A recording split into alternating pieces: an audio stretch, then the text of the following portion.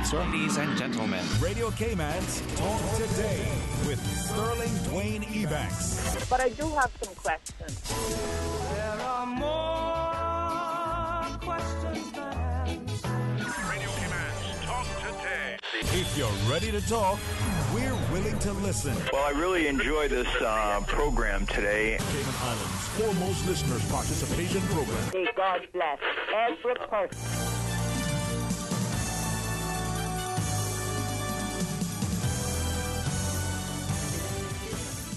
Hey, good afternoon and welcome. Thank you for joining us here. And another fantastic Friday, a chance to start things off with a good discussion. Sport Leadership Cayman.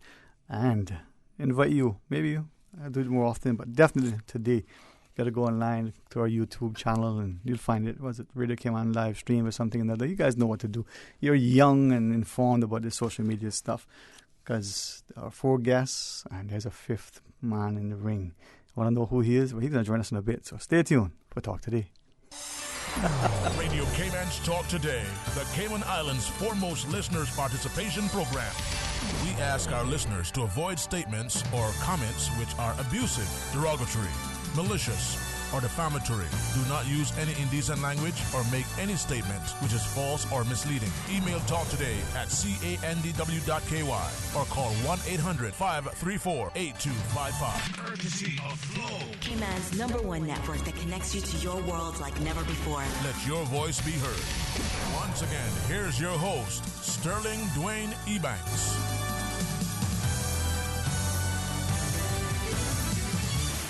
Hey, good afternoon. Thanks so much for joining us. I think when we can take the opportunity to have perhaps a more informed, insightful perspective of our country at times, we get a chance to see how, 1, how great it is, and 2, how easily it is to take the greatness for granted. But I'm honored that through a program like Leadership Cayman that we can see some of the things. So as we share with you, maybe get a chance to be a part of one of the cohorts going forward. In the studio, a chance to welcome Ms. Ross Grives. Now, you're going to be the chair for next year? Yes, that's correct. Yeah. All right. And then 2, the graduates from this year, Ms. Danielle Roberts. Make sure I get that right. Good afternoon. That's right. Good afternoon. Thank you for having us. It's a pleasure. And Vince Podessa. Thank you, Sterling. Oh, man. I got a chance to shake his hand earlier, and I felt, wow, man, almost important. He made me feel so good. So thank you so much. You were awesome. And Ms. Sharon, I think I see why Mr. Pano sent you across, because as part of the Leadership Cayman, but also the program coordinator over at the Chamber, it's important that we be able to be as inclusive but as informative as possible. So welcome today as well. Thank you. It's my pleasure being here. All right. Now, maybe at the outset, the idea of Leadership Cayman, and it's been a few years in the running. I remember the first time when the Chamber was talking about it, the visit to St. Pete, and the whole notion of what the program would embody. For those who may, I can't think there are too many of us, who are unfamiliar with Leadership Cayman, maybe share with us, give us a brief perspective as to what it is. Yeah, sure. Leadership Cayman has been in operation since 2009 when the first cohort went through. So this year is going to be the 11th year it's been going through. Basically, it's a program that allows people who have lived in Cayman for at least 1 year to really dig deep into our community, find out how the different sectors interact and connect. You get a chance to meet some of the movers and shakers in Cayman and ask them questions that you wouldn't get a chance to do in any other situation. You also get to learn a lot about yourself, your problem-solving abilities. We have an opening retreat which is facilitated by Dr. Peter Hammerschmidt, who's an amazing guy. And then we have a series of seminars learning about each sector. And it really is a place that you can learn much more than you would be able to in any other program. And you're specially selected for the program. All right. Now, Ms. Sharon, from that perspective, we see sometimes that we live, even those who may have generational links, people who even live in the same neighborhood, sometimes rarely venture even beyond that neighborhood. Cayman is a very, very dynamic place. And whether you've been here a year or you've been here a generation, it's a lot that happens in a year. From the Chamber's perspective, Leadership Cayman, what does it mean? What does it offer? Leadership Cayman offers an opportunity for current and aspiring leaders to connect. As we say, we connect, inspire, and grow. What that involves is that we structure the program in a way that affords persons with diverse backgrounds, diverse skills, experiences to come together, to learn more, to share of their talents, their information, their expertise. And in the end, we expect and we shape persons to give back to the community. That's all about, giving so that you can, be blessed as you are blessed. Ms. Danielle, from that perspective, as a participant in this year's cohort, give us your take. Well, Sterling, it was my pleasure really to be involved in this cohort. I've had my eye on Leadership Cayman for a while, but it never really seemed like the right time. Mm-hmm. I was doing some studies and so on, and as soon as I got through with one thing, I signed myself up for the other. So this was the first time I was available and had the time to do it, so I jumped on it. And I have absolutely no regrets. It was exactly as Ms. Sharon described. It was an opportunity to connect in a lot of ways. We connected to ourselves by learning more about our own problem solving and our own sort of types of personalities and different things that we will access ourselves when dealing with different kinds of issues, but also to the community. All of the seminars that we attended gave us incredible insight into the community, and we all left understanding much more about how things work, what the issues are, and who the big players are in those areas. And then we got to connect with each other. Our cohort was comprised just about half and half of Caymanians and expats, and it was beautifully diverse. I really enjoyed it. I met some people that I wouldn't have met at all otherwise, and we've made some incredible connections within our class. Yeah, that's something that I see just, sort of, I don't want to say following, because in my world, following the stalker is almost synonymous, but today's world is almost expected. But Vince, from that perspective, to being a part of it, and as Danielle shared, the networking opportunities, the things that you get to see, the movers and shakers. You share with us as you want. I appreciate getting a perspective from you. Sure. First of all, I think this is an opportunity to learn and grow, either professionally and personally. It's sometimes when you're growing, you need to be out of your comfort zone. And so this is an opportunity. You'll be with a totally new group of people, and you learn. It's like back to school, but no textbooks. This is a hands-on learning experience, and so I and it wasn't. It's sort of a thing that you don't realize how beneficial it is until you finish the program and you sit back and say, "Wow, we spent so much time with industry and government leaders. Like we had an evening with the Deputy Governor, Frans Manderson. It was one of the highlights for me of the program. There are so many aspects that leadership came in, but it's definitely an opportunity to learn and grow personally and professionally. So I highly recommend it. But there is one thing: the selection process is intense. So if you not everyone who applies will get in the first time. So I would just suggest keep on applying until you get in, and you'll have no regrets. It's worth it, huh? Absolutely. Ms. Ross, when I hear about not the connections, the networking, and the timing, whether it's studies, family, job commitments, two things. Timing is important, but then the time component and commitment. What is involved? Do you meet every day, once a week, once a month? That aspect, because with success, you have to be willing to put in a little bit of sacrifice if you want something at the end of the day. How does the timing work for the individual, and what time commitments are required? There is a time commitment for sure. We meet every 2 weeks for 8 months, and you really need to be able to free up a Wednesday afternoon every 2 weeks, because for each seminar we start with a tour of a facility. So if we're doing criminal justice, we might go and visit the prison, and then we have the seminar, we have a dinner. So if you don't actually get time to get on the tour, you've missed out that whole part of it that brings it to life. So you really do need to be in a position at work where you can have that flexibility and be able to commit to it 100%. So, yeah, you need to be able to free up Wednesday afternoons every 2 weeks throughout the whole programme. Okay. Over an 8-month period. Yes. And then 2 hours on a Wednesday, 4 hours on a Wednesday? It's 4 hours, sometimes plus, and then we have an opening retreat where we start off 2 days at the beginning. We have a graduation at the end, and really to have the full experience, you need to sort of throw yourself into everything and really absorb every aspect of it. And we also have a Sister Islands perspective Yes. where people go to the Cayman Brac and they go on a Friday, come back on a Saturday. Sometimes they go to Little Cayman as well. Yeah, and this is, I think, understanding and recognizing what it does. It covers all the islands, all the sectors and the like. Now, when we come back from a break, for those who either interested, but also those who may have participated in the past, but just those who have general interest, share with us some of those seminars they talk about, the different things.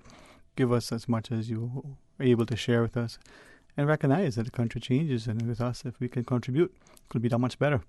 All right, more discussion with Leadership came on, and in a bit, if you're watching us on YouTube, you're wondering, that handsome gentleman to my right, he's going to be singing, dancing, no, he's not going to do none of those things. But he's going to be doing something. Stay tuned for Talk Today.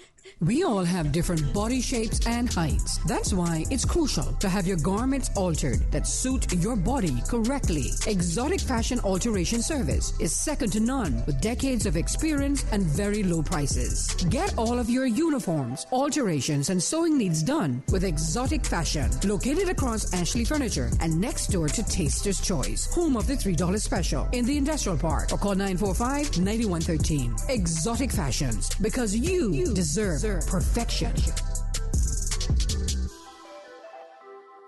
At Seaboard Marine, customers often ask us questions about their shipments. I have various items coming from different suppliers that I need to ship to Cayman. Do you offer consolidation? Yes. Seaboard Marine offers consolidation for full and less than container loads. We can hold your packages at our Miami warehouse until everything arrives and ship it all in one go. And we have the best rates to Grand Cayman.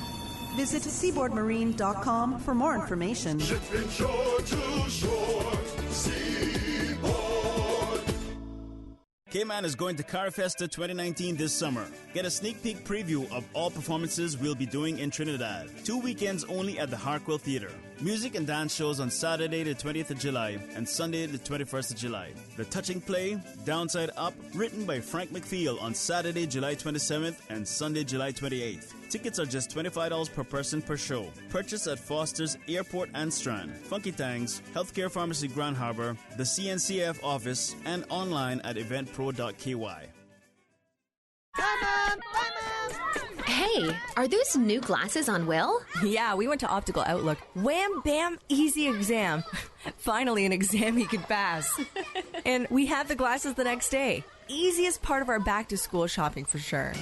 Book your child's eye exam today at Optical Outlook. Call 746-2020. Get half off a complete pair of glasses with any student's eye exam now until August 31st. Come see the difference with Optical Outlook, located in Caymanian Village.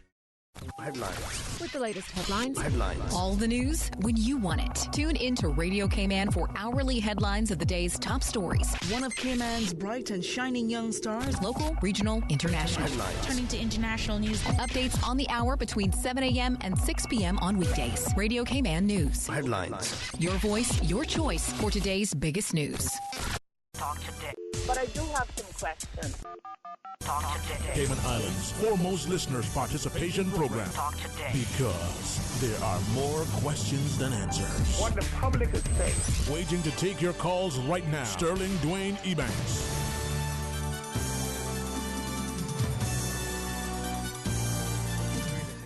Hey, good afternoon and welcome back. Thank you so much for joining us and an opportunity to talk about leadership Cayman. Ms. Ross Griffiths, Ms. Danielle Roberts, together with Vince Podessa and, of course, Ms. Sharon Shaw from the Chamber of Commerce. As I was listening to you and I was thinking back to it, the idea that a small community like Cayman, people believe because it's small, less than 100,000 people, could fit inside of a football stadium and still have space for others. You don't realize how big, wide, diverse, how important it is, and how many different things are interconnected.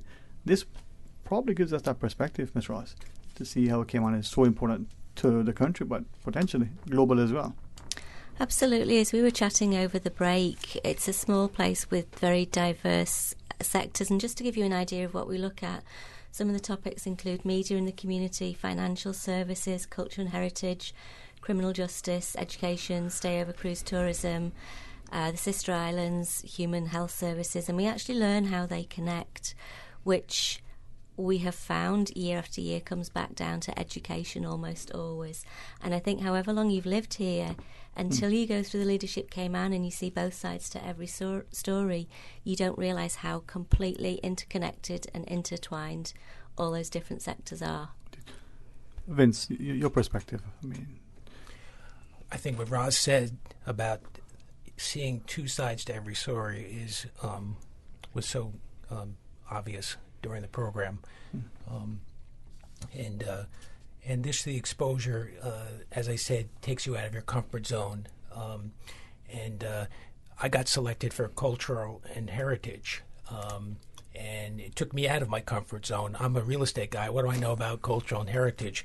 But I can tell you that it was a blessing. Okay, and I really found it to be rewarding. I met some incredible people. And just past this weekend, I was volunteering at the Cultural Center. So it changed me. It changed my life, and for the better.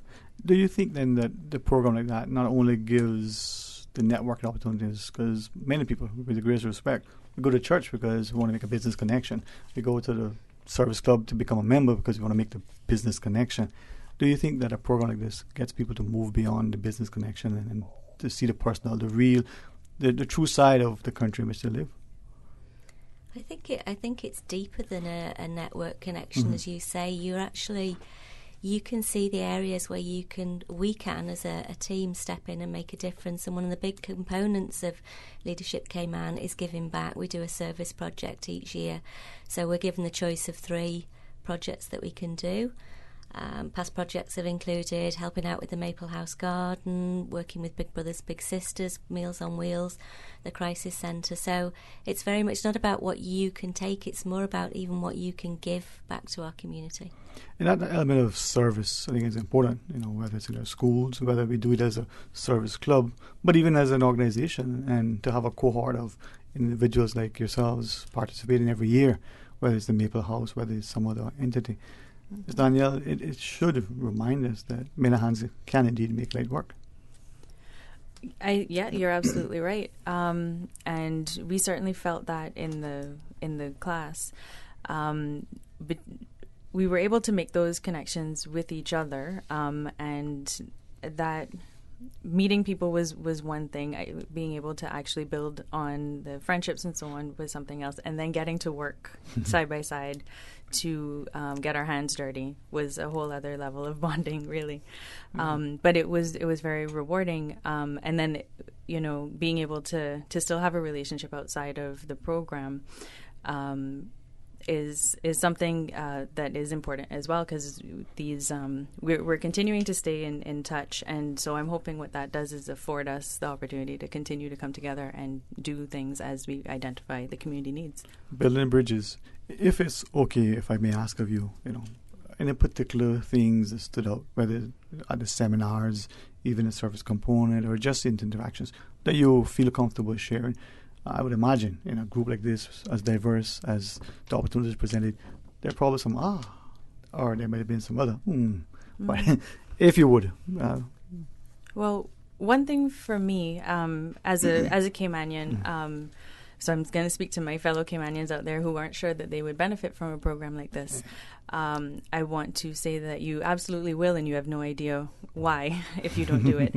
But I found that coming into it, I thought I knew a lot. I thought I was going to know a lot already of what we ended up learning on the seminars, and what I discovered, and I won't go into details because I want you all to do the program, is that I had a lot to learn. I thought I knew, and I didn't have a clue. And the insight we gained about just what the realities are and where the needs are in our community was much larger than I could have anticipated. Vince, you shared about, a real estate guy, cultural heritage, and how that put you outside your comfort zone. Like Danielle, you learned things, any sort of preconceived notions you had that were dispelled, that were confirmed? Well, yes, a lot. But when you're in the process of applying for the program and you look at the time commitments, and sometimes you say to yourself, well, do I have the time? How can I do it all? But you know what? Once you make the commitment and you get involved with the program, it all takes care of itself, and you do it. Some of the memorable moments, a fun moment was we were in Cayman Brac and we went to the goat farm, okay, and we were able to kiss a goat. I saw some pictures. A baby goat. So that was a memorable moment, but it was a beautiful trip, and even Cayman Brac, we learned so much. We learned. We went to the electrical generation plant there, and we learned a lot about the local people there, and just the local cloth, and the people were just amazing. Were so welcoming. They would do anything for you. It came out spirit, man, and very embodied in the Brac. From that perspective, then, if I may ask, was it somewhat of a surprise? The reference to who the players, the movers and shakers are. You think it's this one, but it may be this one. Don't need to kiss and tell, but certainly if you want to, right here to make notes. Was that something that stood out? You realize who is who and what's what? Yes. The short answer. Hey, information is power. I think it's a good forum for us to see maybe somebody from government interacting with somebody from the private sector who might have very, very, very opposing views, to actually sit in front of us and have a discussion. You don't have to agree with somebody, but if you can have a discussion, then together we can change things and move forwards. And looking, I was just trying to, I won't do it exhaustively or not definitively because I don't have it in front of me, but I was looking at the cohorts over the years and you referenced 50-50, and we look at a population base or even the demographic within the employment sector, relatively close-ish.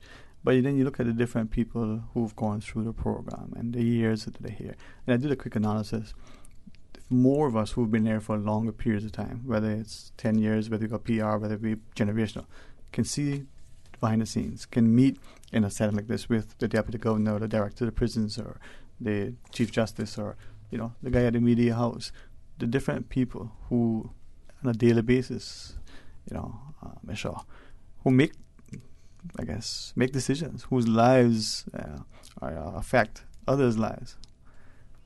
What would that do for the community if we all on the same page relative to that shared vision? Well, it certainly would create better understanding. I recognize that in any nation, and I think Cayman probably is no different, there is a need to motivate a sector of the population to really catch on to the national vision so that whatever development agenda the country has can move forward. And I think if you have that kind of shared stage and shared understanding, then it certainly would advance that aspect of the national agenda, whatever it is that the workforce development agents and those agencies who are really interested in building the human resource of the country, that kind of shared understanding and shared stage can in fact advance that agenda. So, Ms. Ross, then, as I listen to what Ms. Shaw shared, the idea that groupings of people from different sectors, like in any setting, get a chance to talk amongst themselves, following a seminar, following maybe just be a social gathering, that could help to inform public opinion, maybe inform and enlighten themselves, but equally perhaps position us to be able to say, how can we make this time even better? More cooperative or competitive? I think cooperation is the only way to do anything. That's my personal opinion. I never want to butt heads with anybody. I want to open a dialogue, have a conversation, and see how we work together. And I think that this is great. I would never normally have had an opportunity to speak to a government minister, and I think it's nice to have a voice, however small, that we can share with them. We can say some of the problems that we have, and they can tell us how they're starting to address those problems. If I could ask then, again, respectfully, if you choose, Ms. Danielle, you can start first, and certainly from your perspective, but either from the chamber if you wish, and I certainly know Vince could chime in, but there are many of us who have access to the bank president, for argument's sake, to the priest down in our local parish, the politician, to the deputy governor, these people who are the big players, and we take it for granted. We don't, our children go to the same schools, we play the same sports. Is that sort of level of access, that familiarity, one that we don't value? When we leverage it, it's only for the personal, the petty, the insignificant. This setting gives you a different perspective? Oh, that's an interesting question. I'm sort of torn on how to answer that because in a population quite so small, they are available whether they want to be or not. Right. And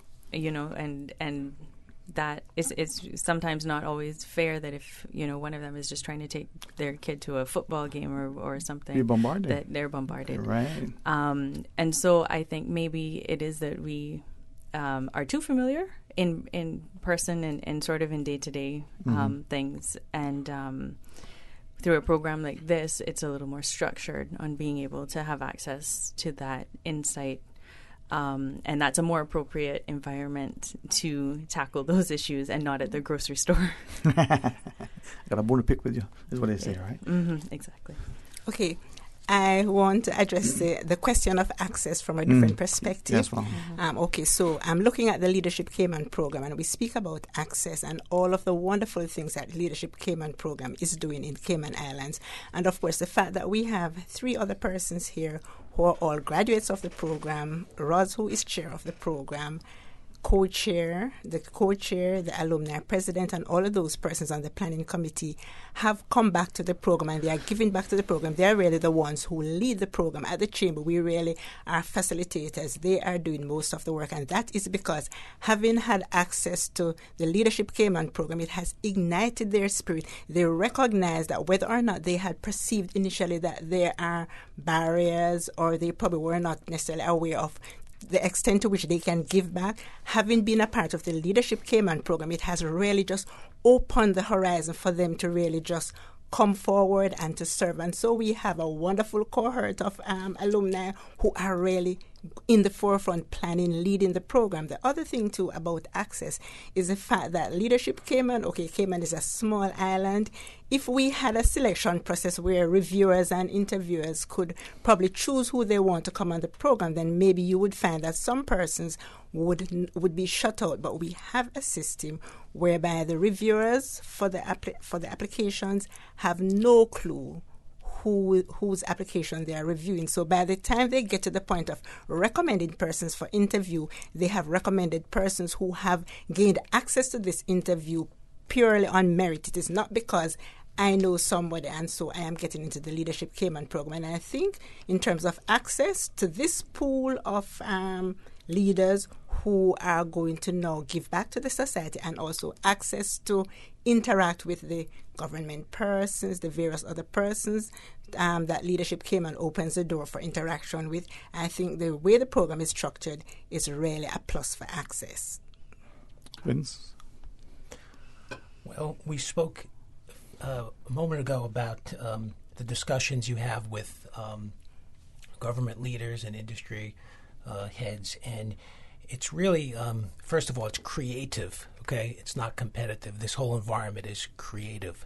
And it's so interesting because when you're in front of the panels, you can ask any and all questions, and even the sensitive ones, okay? And people, these leaders will answer you, okay? And you come away from this like, wow, it's very stimulating. It's just a stimulating, growing. We talk about learning and growing, and it's the environment you're in. So that's my take on it. And that's why I think, as we listen to you, it's important for us to apply to be a part of it. As we close out our discussion, maybe to also share any other thoughts, but equally, can I invite you to see for those who are interested how they get more information, how they can make the applications, the timelines and the like, because it's beneficial. Okay, if you're out there and you have not yet applied to Leadership Cayman, you have a very short window of time to apply. The application deadline is July 31. And of course, you can go onto our website at www.leadershipcayman.ky and you just click apply now. You can apply to the program. If you need further information, you can email us at programs@caymanchamber.ky and we will be happy to give you information. So we're asking you now to apply. It is worth it. You have heard it yourself from the persons who have been a part of the program. So do not miss out on this year's opportunity. All right, thanks. Well, as I would ask Ms. Rods for final thoughts, but before, Ms. Roberts, any sort of final thoughts you want to leave with our listeners? Sure. Well, thank you so much for having us. It's been a pleasure. And I really recommend this program to Caymanians and expats. So like anybody who would like the opportunity to meet new people but get insight into the community that we all share, this is a great opportunity to do that. And I'm also available if anybody needs for conversation and insight into the program. All right, thank you very much. Charlotte? I'm super excited and honoured to have been asked to be the chair this year. I went through the programme myself in 2017 and it opened my eyes. I'd probably been here for 18 years before I did it and learnt more than I can ever say. And I honestly can say I will stick with this programme as long as it will run.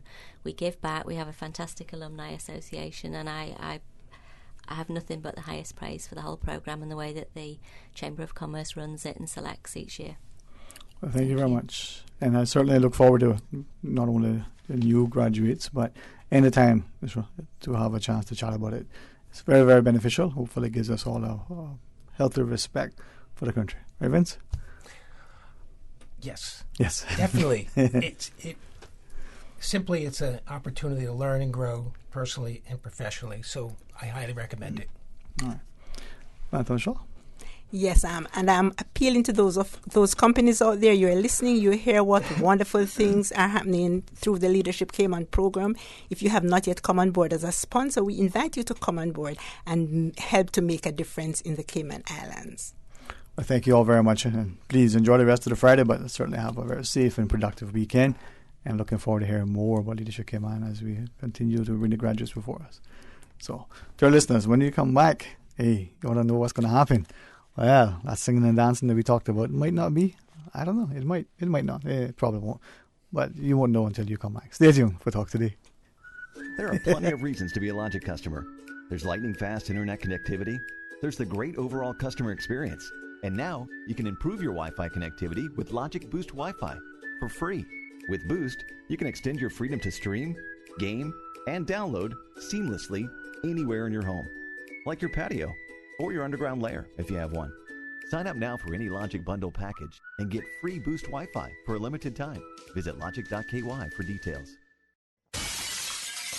Sometimes things just don't go as planned. That's why you need Contractors All Risk Insurance from Fidelity Insurance Brokers. Ensure you're covered in the event of property damage and third-party injury or damage claims during your construction projects. And with Fidelity Insurance Brokers, you can be sure you are getting competitive pricing and superior customer service. Call us today for a free quote. Fidelity, we're good for you. Hey Cayman, this is Caitlin Tyson, your Miss Cayman Islands Universe 2018. It's that time again, so come out and meet your favorite contestants at this year's sashing ceremony. Each of the ladies will have the chance to connect with you and share their personal stories featuring their sponsors. Friday, the 26th, starting at 6:30 p.m. at Grand Old House. Admission is free. We'll be unveiling all of this year's sponsors for the 2019 Miss Cayman Islands Universe contestants. Mix, mingle, and show your support for your district. We hope to see you there. Cayman is going to Carfesta 2019 this summer. Get a sneak peek preview of all performances we'll be doing in Trinidad. 2 weekends only at the Harkwell Theatre. Music and dance shows on Saturday the 20th of July and Sunday the 21st of July. The touching play, Downside Up, written by Frank McFeel on Saturday, July 27th and Sunday, July 28th. Tickets are just $25 per person per show. Purchase at Foster's Airport and Strand, Funky Tangs, Healthcare Pharmacy Grand Harbor, the CNCF office, and online at eventpro.ky.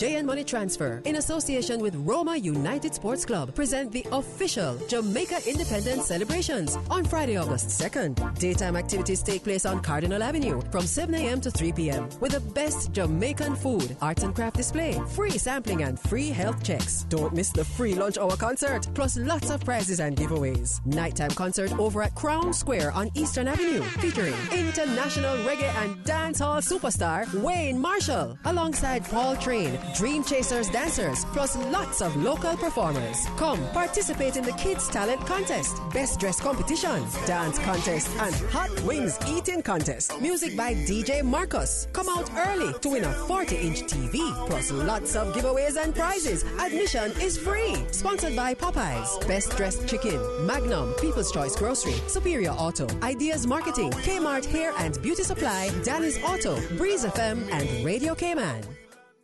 Always separate debris from household garbage after a hurricane hits. Debris includes roofing materials, downed tree branches, and metals. All items of debris must be placed in separate piles to the front of the property or at a side that is easily accessible to collection trucks. Debris must be placed in a location that will not cause obstruction to roadways or come in contact with electrical lines. For more post-hurricane management tips, visit the DEH website at www.deh.gov.ky. Talk today. But I do have some questions.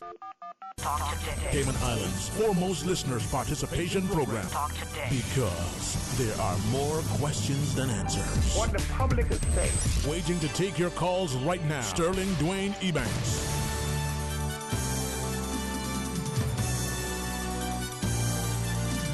Hey, good afternoon and welcome back. Thank you so much for joining us, and it was a pleasure to get a chance to learn more about Leadership Cayman and hopefully invite someone to at least, if we don't apply, at least consider doing so. Well, as promised, and I'm very grateful now for the chance to chat with you. You know him from many facets, and maybe I can invite him to share with us in that perspective. But I'm going to have not only a very informative and engaging, but enjoyable conversation for the rest of the afternoon. Mr. Kevin Creary, it's good to see you outside of the gym. Good here, man. Absolutely delighted to be here. Yeah, thank you very much, man. And I was wondering, and I won't put you on the spot too much, but maybe for some who don't know you, maybe a brief intro, because you wear many hats. Certainly the scholastic acumen. So share with us a little bit. I don't want to take for granted that so many people know me. There are still people who don't know me, so I have to introduce we counted them. It was only 4. Very few people. But I've spent probably about 25 years as a fitness trainer, particularly doing dance fitness. Mm-hmm. So many people on the island know me as a Zumba instructor. They also know me from soca aerobics, because I'm very involved in fitness and dance. And step aerobics is probably one of the specialties. A lot of people know me from step aerobics.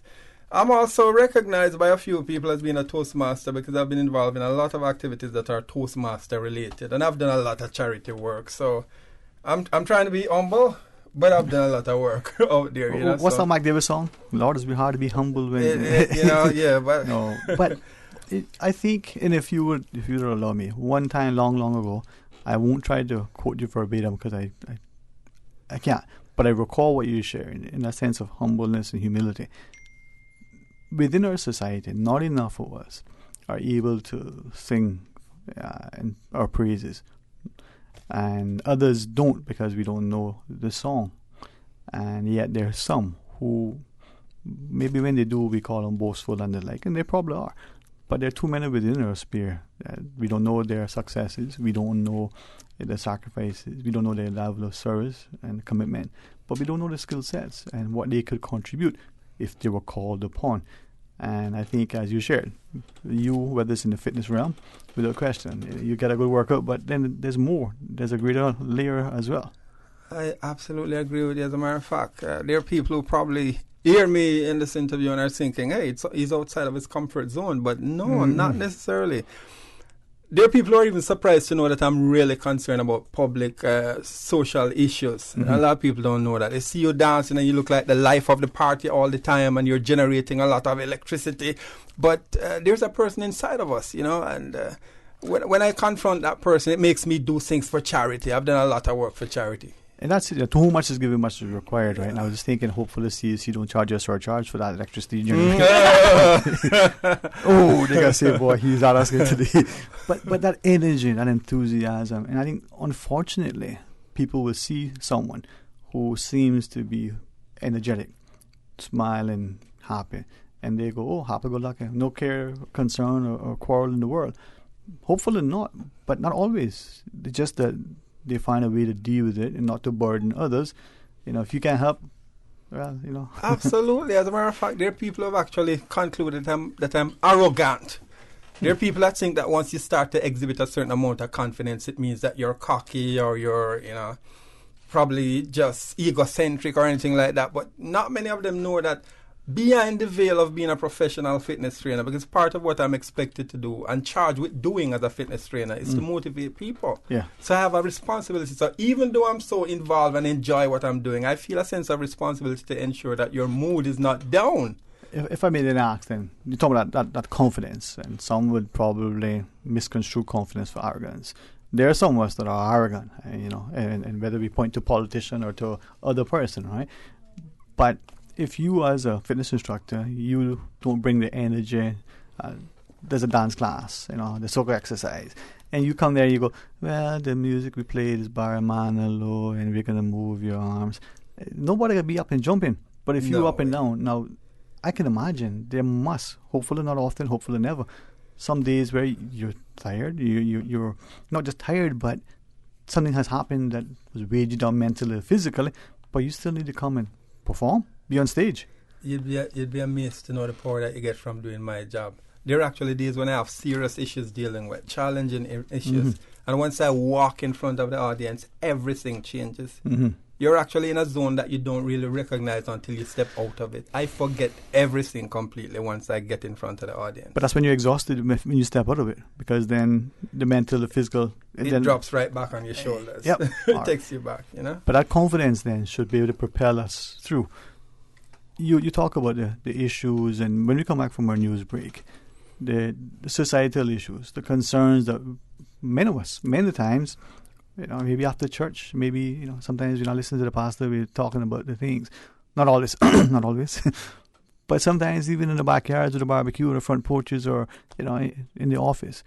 Sometimes we think we have a solution. Sometimes we just recognize that there's a problem and we seem to be complaining. But not enough of us are talking about some of these issues. Can we talk about this when we come back? Absolutely. Okay, The World According to Kevin. That sounds like a book. We're going to invite him to share as objectively, as much as he wishes, and hopefully, as a Friday afternoon, we'll go away having an opportunity to share, to witness, to minister, to listen, to reason, and hopefully, find some solutions. The phone lines are open though, and the day gets better with your not only participation and contribution, but as you ask and answer, we'll get it together. Well, stay tuned for Talk Today. From district to district, moving through the waters to Cayman Brac and Little Cayman. Your station, your voice. All things Cayman. One radio, many people. This is home. Radio Cayman in the Cayman Islands. Radio Cayman. Radio Cayman's newsroom. These are the biggest stories right now. On Wednesday, the RCIPS was alerted to a vessel adrift some miles off the coast of Grand Cayman. Officers from the Joint Marine Unit, supported by the Air Operations Unit, deployed to locate the vessel. At about 4:30 p.m., a vessel was located approximately 50 miles east of Grand Cayman and appeared to be drifting. Joint Marine Unit officers aboard the MV Mark Luke came alongside the vessel and observed what appeared to be a substantial amount of ganja in numerous packages on board. Good afternoon, I'm Dion Anglin with your headlines and news elsewhere. United States President Donald Trump has accused his French counterpart of foolishness over a digital services tax levied by France, hinting that he would tax French wine in retaliation. Mr. Trump voiced his anger in a tweet directed at the French President Emmanuel Macron. France's 3% tax is to be levied on sales generated by multinational firms like Google. An Austrian triathlete who says she was kidnapped, stripped naked, and threatened with drowning has revealed how she convinced her captor to release her after complimenting his orchids. Nathalie Burley says she was abducted on Tuesday afternoon as she rode her bike. She says her kidnapper, who was full of hate, struck her with his van before taking her to his home, where he subjected her to a terrifying ordeal. And Egan Bernal has moved into the overall Tour de France lead after a hailstorm around 20 kilometers from the finish of stage 19 in the Alps left the road impassable. A localized storm in Val d'Isère forced race organizers to halt the stage, and a statement said times would be frozen at the top of the day's previous climb. Bernal, who started the day 90 seconds behind Julian Alaphilippe, led the Frenchman by 2 minutes at that point. That's a wrap of your headlines. I'm Dion Anglin. Radio Cayman, the voice of the Cayman Islands. What's happening in your community? News and information, music and more. You can find us. www.radiocayman.gov.ky. Like us on Facebook and follow us on Twitter. Radio Cayman is your choice, your voice for today's biggest news. Radio Cayman.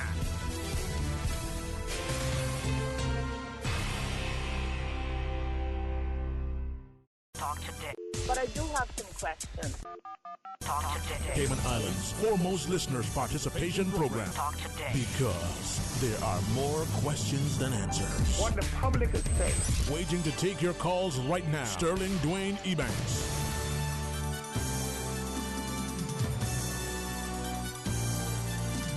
Hey, good afternoon and welcome back to Talk Today. Thanks very much for joining us. And sometimes you think on a Friday afternoon, you just want something light and lively, a little bit more jovial and fun-filled. That's what See What I'm Saying is for, you know. But today, we're not only going to make it very impactful and insightful, become very pensive, but we're going to have a chance to delve in to the psyche and that incredible intellect of Kevin Creary. Right, Kevin? Absolutely. All right. So we build it the world according to Kevin. No, I'm not sure if it's incredible, but I'm at least alive, and I thank God for that. Amen, brother. Amen. Yeah. No, but seriously, it's on one hand, and I was looking at a couple of messages that were coming through. I don't do this well. The social media stuff, the multitasking. When I talk, I want to talk to you, but I recognize I got to listen to this because this comment here is instructive and informative for the comment that I want to be asked. So those who are listening, the WhatsApps are available. What's it, 925-3261? It's a talk show. So the phone lines are open, 949-8037, or the floor toll-free call, 1-800-534-8255.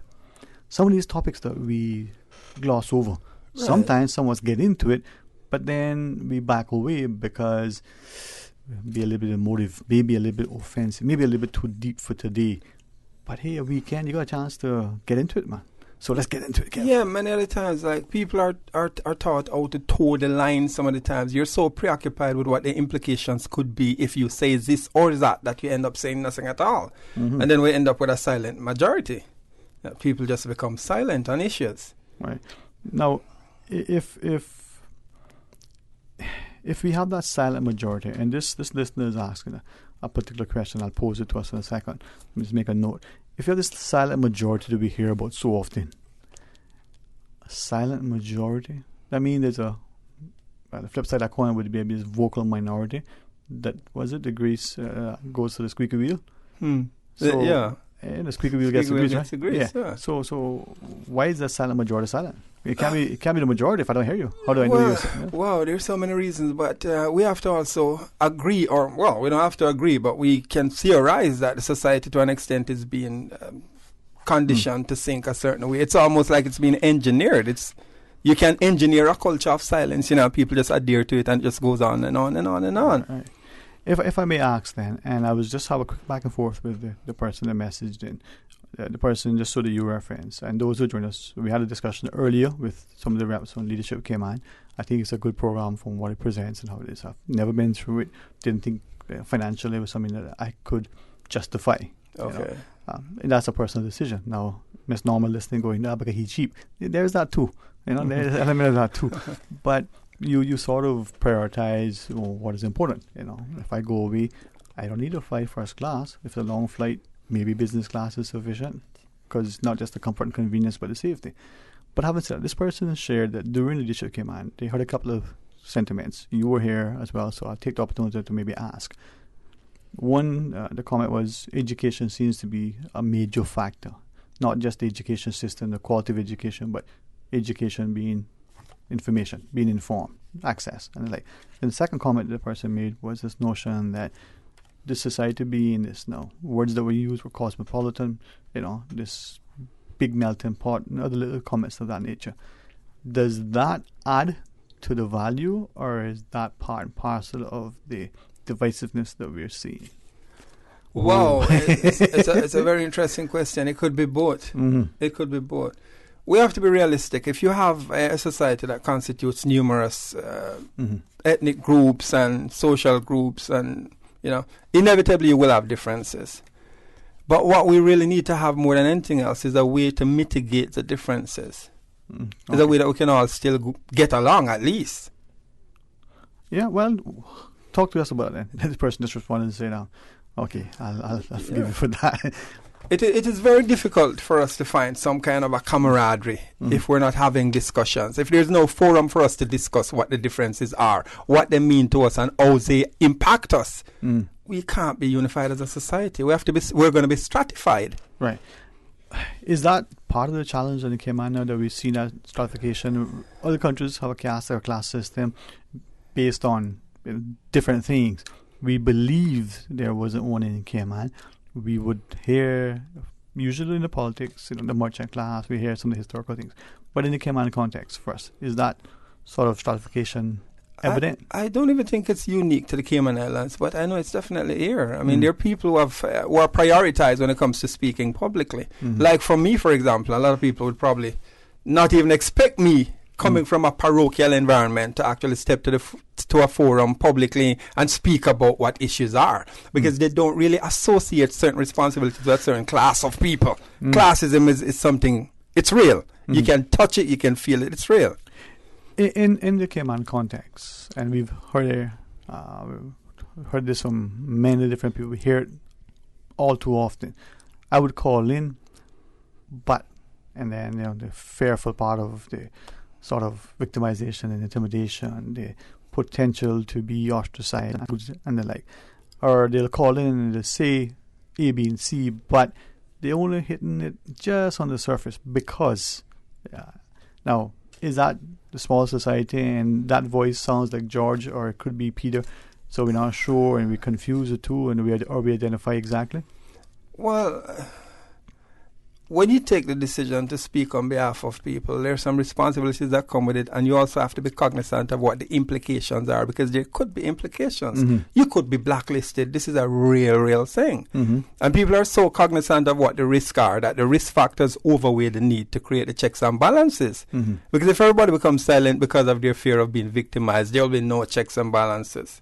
And society will just go whichever way the people who have the authority to lead it wants it to go. So a sense of self-censorship then precludes you from, not you personally, from commenting on this thing that you see as a, an injustice, what my friend calls it, an injurious falsehood.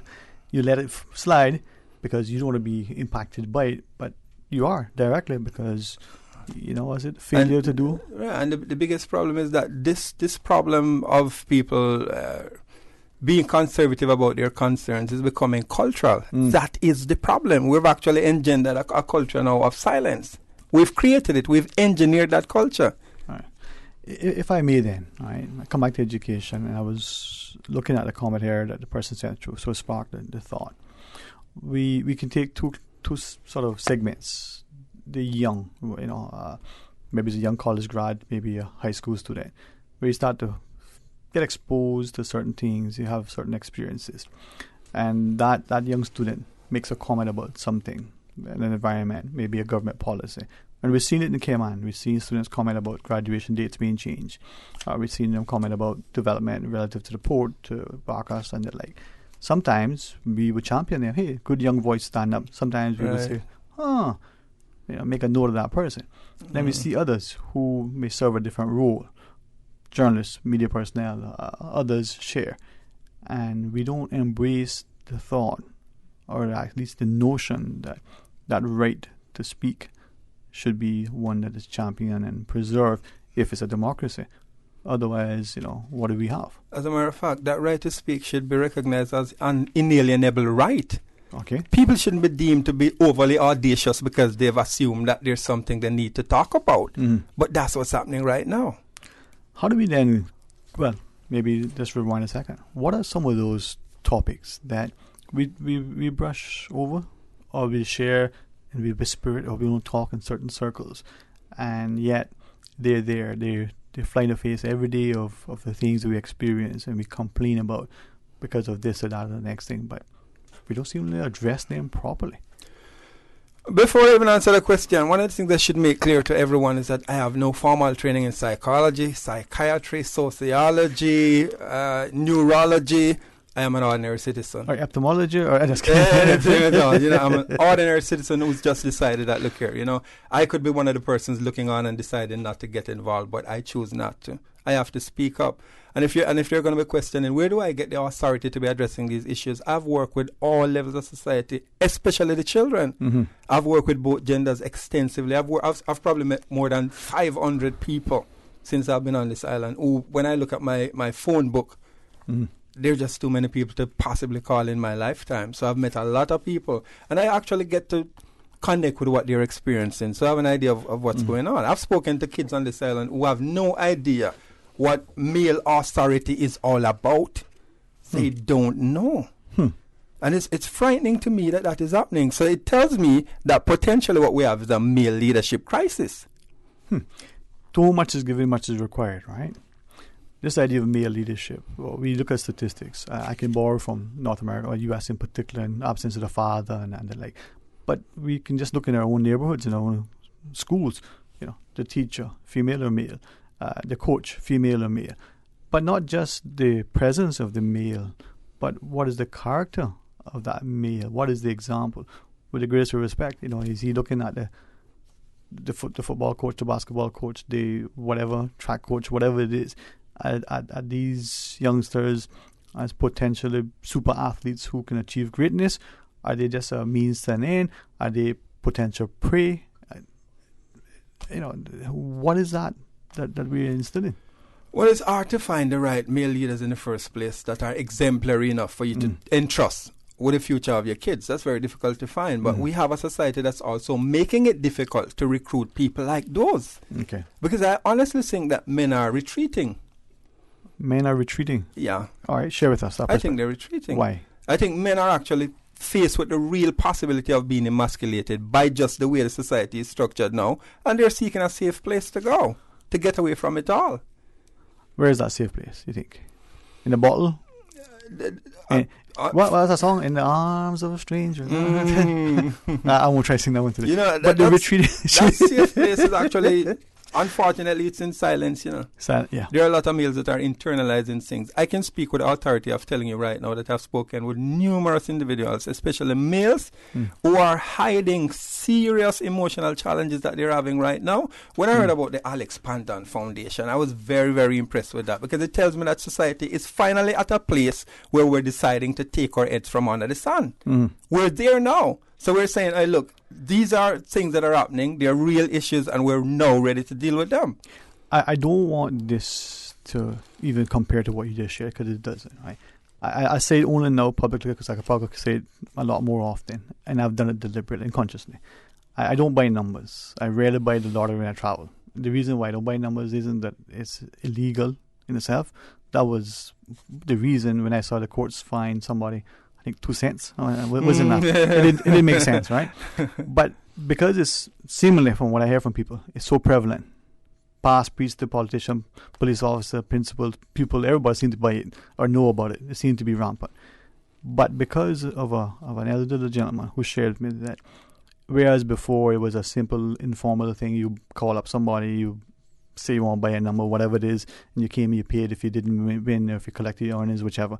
But now it's becoming criminally organized. There are people getting hurt and injured, presumably, and it seems to be widespread and accepted. And he said, if we don't address this issue and do something about it, either stamp it out completely, very, very heavy fist, listen, none of this nonsense, across the board, or we say, okay, let's legalize it so that it's properly structured and, again, proper things. you're going to find that it's going to become a major issue. And he gave examples of other jurisdictions, not just within the region, but in other places. Now, I think this is a wise gentleman. I think he's very well intentioned. He said, you know what, throw it there, see where it goes. I've had people come to me and say, oh, you into numbers? No. Statistical analysis maybe, but no. But not having that discussion. Now, you want to malign me? It's a risk I take. But to your point, the issue of our mental health, we ignored it for so long. And I commend, as you said, Alex Panton Foundation for raising it, because it's going to help so many of us, right? But Kevin, your presence here today gives us a chance to ask not just these pertinent questions, but to face some of these things. Now, you said men are retreating, they're internalizing these things. Absolutely. Being emasculated. Yeah. By whom? By ourselves? By each other? By our... I mean, share with me.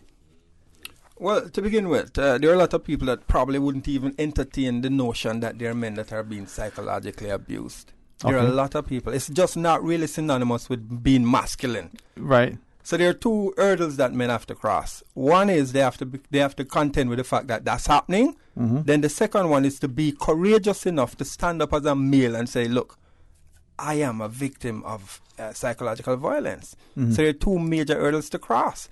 One of the things I've discovered here is that, like, I personally have called the crisis center before to get a feel of what the reaction really would be.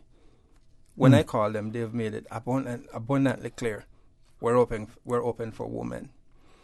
So I asked myself a question: what if a man really urgently needs that intervention and called for help? What would happen? So you're sharing, and I will reach out to clarify that. Not that I don't believe you. Right. Someone, your contention is, I'm sure I don't misunderstand you. A person in need of some sort of counseling, some crisis, calls.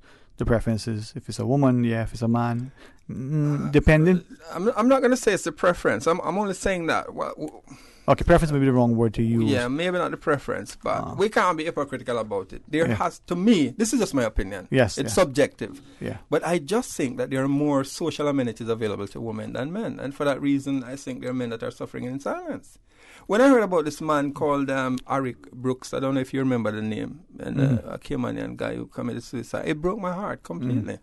Because I'm thinking if there was a proactive measure that could actually reach out, some kind of an intervention that could save that person's life. It's heartbreaking that it reached to that stage. Do you think then a part of the process, the challenge that we face then is that I'll try to use a word I hear, socialize or young. So, again, like you're not a psychologist, sociologist, or otherwise I don't even play one on the radio. Mm-hmm. We give the girl the doll and say, you'll be nurturing. We give the boy a hammer or a dump truck. Is that too simplistic? Is that... It was a rational position to take at one stage because realistically, men will gravitate towards things that are more manually oriented. So we support that. That's indicative of the male nature, right? So we just run with it.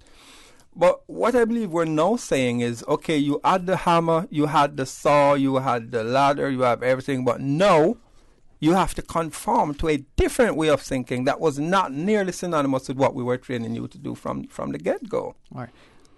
As I listen to them, I'm thinking of stuff that are portrayed in the media, whether it's a television series or otherwise. So the perception then that the man, or the woman who gravitates to those things, she's a firefighter, she's a construction worker, she's something else. She's masculine, and she's probably in the media was it lesbian, homosexual, whatever it is, right? She's not a woman. She's by the conventional definition. Yeah, whichever, right? The man who isn't manly, he's a chef, he's a hairdresser, he's a teacher, or whatever. He's effeminate. Right. Even in the 21st century, portrayals at times in the media, in our households. Is that too simplistic, or is that what is... No, it is a real problem, because what we're now seeing is that we're putting a stigma on intellectualism when it applies to men. Mm-hmm. We're actually stigmatizing that. Okay. So men are being pushed now in a little vacuum where if you're not excelling as an athlete or doing something that's traditionally masculine, you're not doing anything at all. So people who find themselves in the middle of being either bright or being sports, they fall through the cracks. Wow, lucky boy, I need to break this boat. That's why usually they fall through the cracks. All right. But then how do we address that? Because if you're sharing then that potentially where, and again I think about fathers in the media, how they're portrayed, I find it challenging. He's a dad, other than maybe being loving and caring, he's a buffoon. He doesn't know anything. Is that part of this attempt to? Something that I believe has to be mentioned in any effort to resolve what's happening. There's a real gender disparity that's happening right now. And I think the best way or one of the ways we could potentially start to explore this problem is to have a social debate on the issues. I don't think it is possible for us to ignore where we've come from as a people, that there was a time when there were seafarers that would go out for long periods to earn money to send back home. And during their absence, it almost reminds me of World War I and II, where when the men went out to war, women actually had to adopt roles that were not conventionally female. They got so good at it that when the men came back, there was really no need for them. Right. But then if we're historically looking at that lens and we're seeing that women are still to this day saying, well, I'm an engineer. Yes, I'm a woman. I'm an astronaut. Yes, I'm a woman. She has the acumen, the intellect, the drive. She has all the things, but she doesn't get access to the employment opportunities. If she does, even with the same experience and the like, her pay is less, and there's the studies that say they're X% less. So if that is happening on that end, and they're trying to advance, right. And then you're saying, I'm very happy that you raised that, because one of the things we have to make categorically clear is that what feminism originally meant is something that almost all men embrace. I personally believe there should be equity between men and women, especially as it applies to employment opportunities and pay, scale of pay. So we have to make that categorically clear. We're not saying there should be any economic disparity or preferential treatment. We're not saying that. We're only saying that when feminism becomes too radicalized, there are implications that we have to deal with as a society. When a man starts to lack the initiative or the confidence to believe that he can actually form a partnership with a woman because she is deemed to be above him as a human being, there can be problems. And then if by extension, am I hearing, and when he exerts influence, or I don't want to use the word dominance, he may be perceived as being abusive or being something else. This partnership then, was it the vows you take when you get married? You're supposed to be equal and it's fair, and all those things there. One isn't greater or better than the other. When that goes into the household, is it that we automatically assume certain roles and then? I think so. As a matter of fact, I don't know. I think there's a propaganda. I believe, this is just my opinion, perspective. That there's a propaganda that actually portrays any kind of male authority as being draconian, even if it isn't. Okay. As long as it's male dominant leadership, it's draconian. All right, let me ask of you, all right? And I think I hear what you're sharing, and there were two things that immediately came to mind. One was this notion of lead, follow, or get out of the way, irrespective of me. And then secondly, I heard a pastor, I think I may have heard a number of pastors say, because I even think I may have saw it on TV somewhere, words to the effect that, women, wives, pray for and pray with your husbands, and while they're rubbing in his back, you're praying, but let your husband be the husband, let your husband be the man. I don't recall, I might have fallen asleep in church in last sermon, I'm not sure, and I didn't. But I don't recall all of it. But the notion, as you're saying, reminds me of hearing those comments that sometimes women are not complimentary to the man, they're not letting the man. Is it then that the man needs the woman to validate him? And you can jump in anytime. Ooh, Kevin, she promised. Anxious to jump in. No, you need to. Whenever you want to. We were ignoring you. Which we shouldn't, because she's the sole female at the table. You're free to speak, man. For those of us who joined us, we only ignored her only because of her request, right? But you feel free to jump in anytime you want, okay? Okay. Don't yeah. Don't believe that you're outnumbered. No, you're not outnumbered because it's only two of us. Well, four of us. But for But it's a fair It's a fair fight. platform. No. We need about 10 more. Platform. You see, I think women are better. You want to share? Yes, of course. Okay, you want to introduce yourself for us? That'll be okay? I know you want to read the name. Yeah. Go ahead.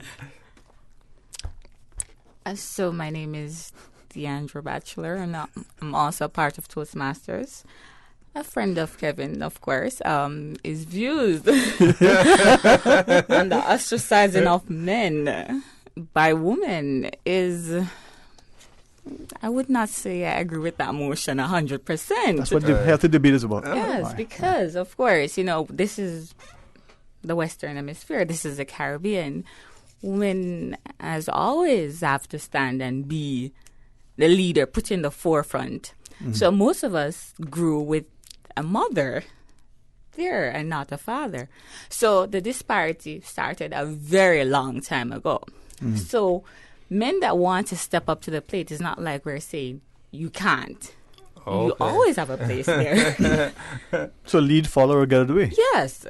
And I think most women would agree with that they will require a man to come because they're already strong. We agree. We in the Caribbean think we're strong females. Yeah. We have our education, we have our jobs, we can pay our bills. If I can ask then. Sorry. Go ahead. No, let me ask. Right? To both of you, if I may, and to our listeners, the discussion today is intended to do a number of things. And if you're like me, you recognize that I like to laugh. I mean, if you can't be handsome, at least you should be able to be humorous, right?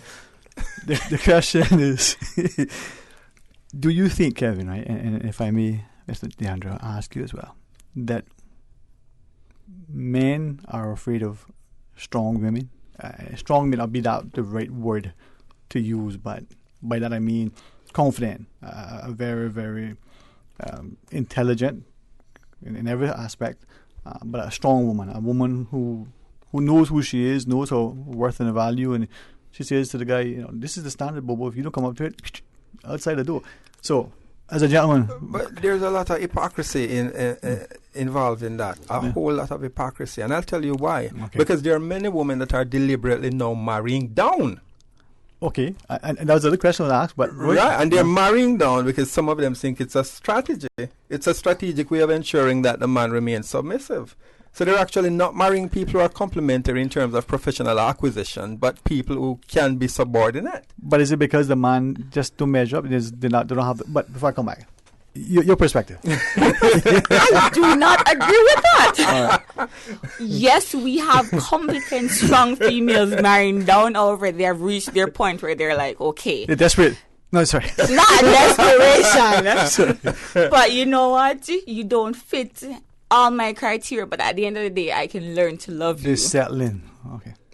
Not that we want to have control but over the male domination. It's interesting because even though she's put it in such a politically correct way, there's a sense of condescension in it. You know what I mean? Can I put it this way then? Can I invite us to consider this then? That maybe men, the reason why the women are, if I could use your phrase, marrying down, because the men haven't stepped up. They haven't raised the bar. Yes, exactly. And it could be because somewhere down the line in our education, not just our formal education or socialization, we're somehow communicated to the man that you can't be this thing. Now, before you answer, again, I'll ask you and invite you to guide me, share with me, all right? Is it then that the man is confused because he's not sure? On one hand, the woman wants the bad guy, the mentality maybe from the media. On the other hand, she wants the strong guy. So when you ask me to describe myself, I'm strong but not macho, sensitive but not wimpy. That was my tagline in my tombstone. I don't know. Right? But how does the man figure out what the criteria is and then achieve it? Speaking for all women everywhere, Deandra, it's on you. On The Bachelor. I like that. Speaking, well, hopefully not on all women. No, I just I'll take it since I'm the only female sitting here. What I want to say is we as a society have gone from dating simply just sitting at a table, getting to know the next person that is sitting opposite of you. What's your goals? who you are, what do you want, simple questions like that. I believe that you ask questions that you want answers for. So you don't go around wasting your time. Some women and some men believe that, we can't be upfront with each other, we can't be honest. And this is where the problem comes in our society, because we believe that we can't be honest with each other to simply say, this is my standards, I'm looking for this, this, and that. However, you can try as a man if you want to just get in a open pants, because most men want to. Yeah. You know what? But dating takes time. And with time, you will see if that person is truly meant to be with you, or if they fit those criteria. Timing. Mr. Fox, we got to take a break? Okay, take a break. When you come back, the timing, the dating ritual, is that okay? That whole process. Can we ask about that? This again, I even find this to be so offensive. Social media. Because I would rather say, let's have a chat, right? But what role does that play? I mean, the questionnaire, do we feel, I don't know what it is, but can we talk about that? Okay, ladies, you're listening, and now Deandra has joined us. I think she might need you to have her back. So give us a call, 949-8037, 949-6990. Men, according, to Kevin, or what he said, they're being, what do you call it, Kevin? Emasculated. Yeah. And he's said, women, you're marrying down. Now, this is not whatever show that you listen to on daytime TV. This is better. Stay tuned for Talk Today. A caring and community spirit, cherished family and cultural values. These are some of the things that still embodies the Caymanian way of life in the Eastern Districts today. Savannah Pharmacy, your neighborhood pharmacy, located in Countryside Shopping Village, is delighted to offer products and services of real value. Whether it's catering to your family's medical needs or carrying apparel, gifts, and beauty products, Savannah Pharmacy provides you with more than just prescriptions. Remember, they're always just around the corner with everything your family needs and convenient opening hours, including Sundays and holidays. Savannah Pharmacy. For more information, call 946-3336.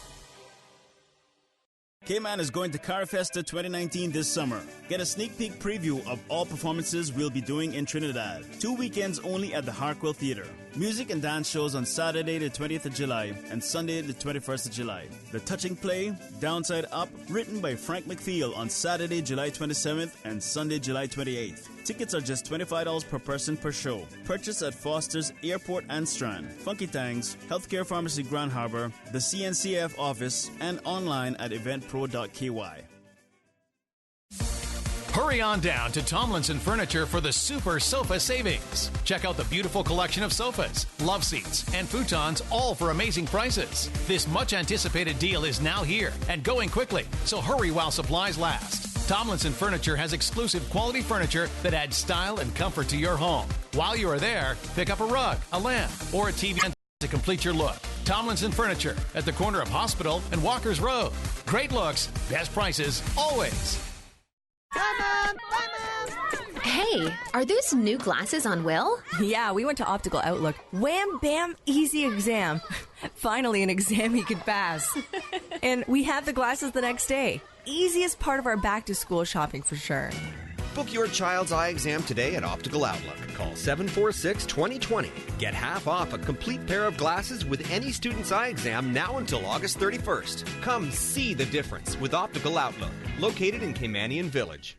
Always separate debris from household garbage after a hurricane hits. Debris includes roofing materials, downed tree branches, and metals. All items of debris must be placed in separate piles to the front of the property or at a side that is easily accessible to collection trucks. Debris must be placed in a location that will not cause obstruction to roadways or come in contact with electrical lines. For more post-hurricane waste management tips, visit the DEH website at www.deh.gov.ky.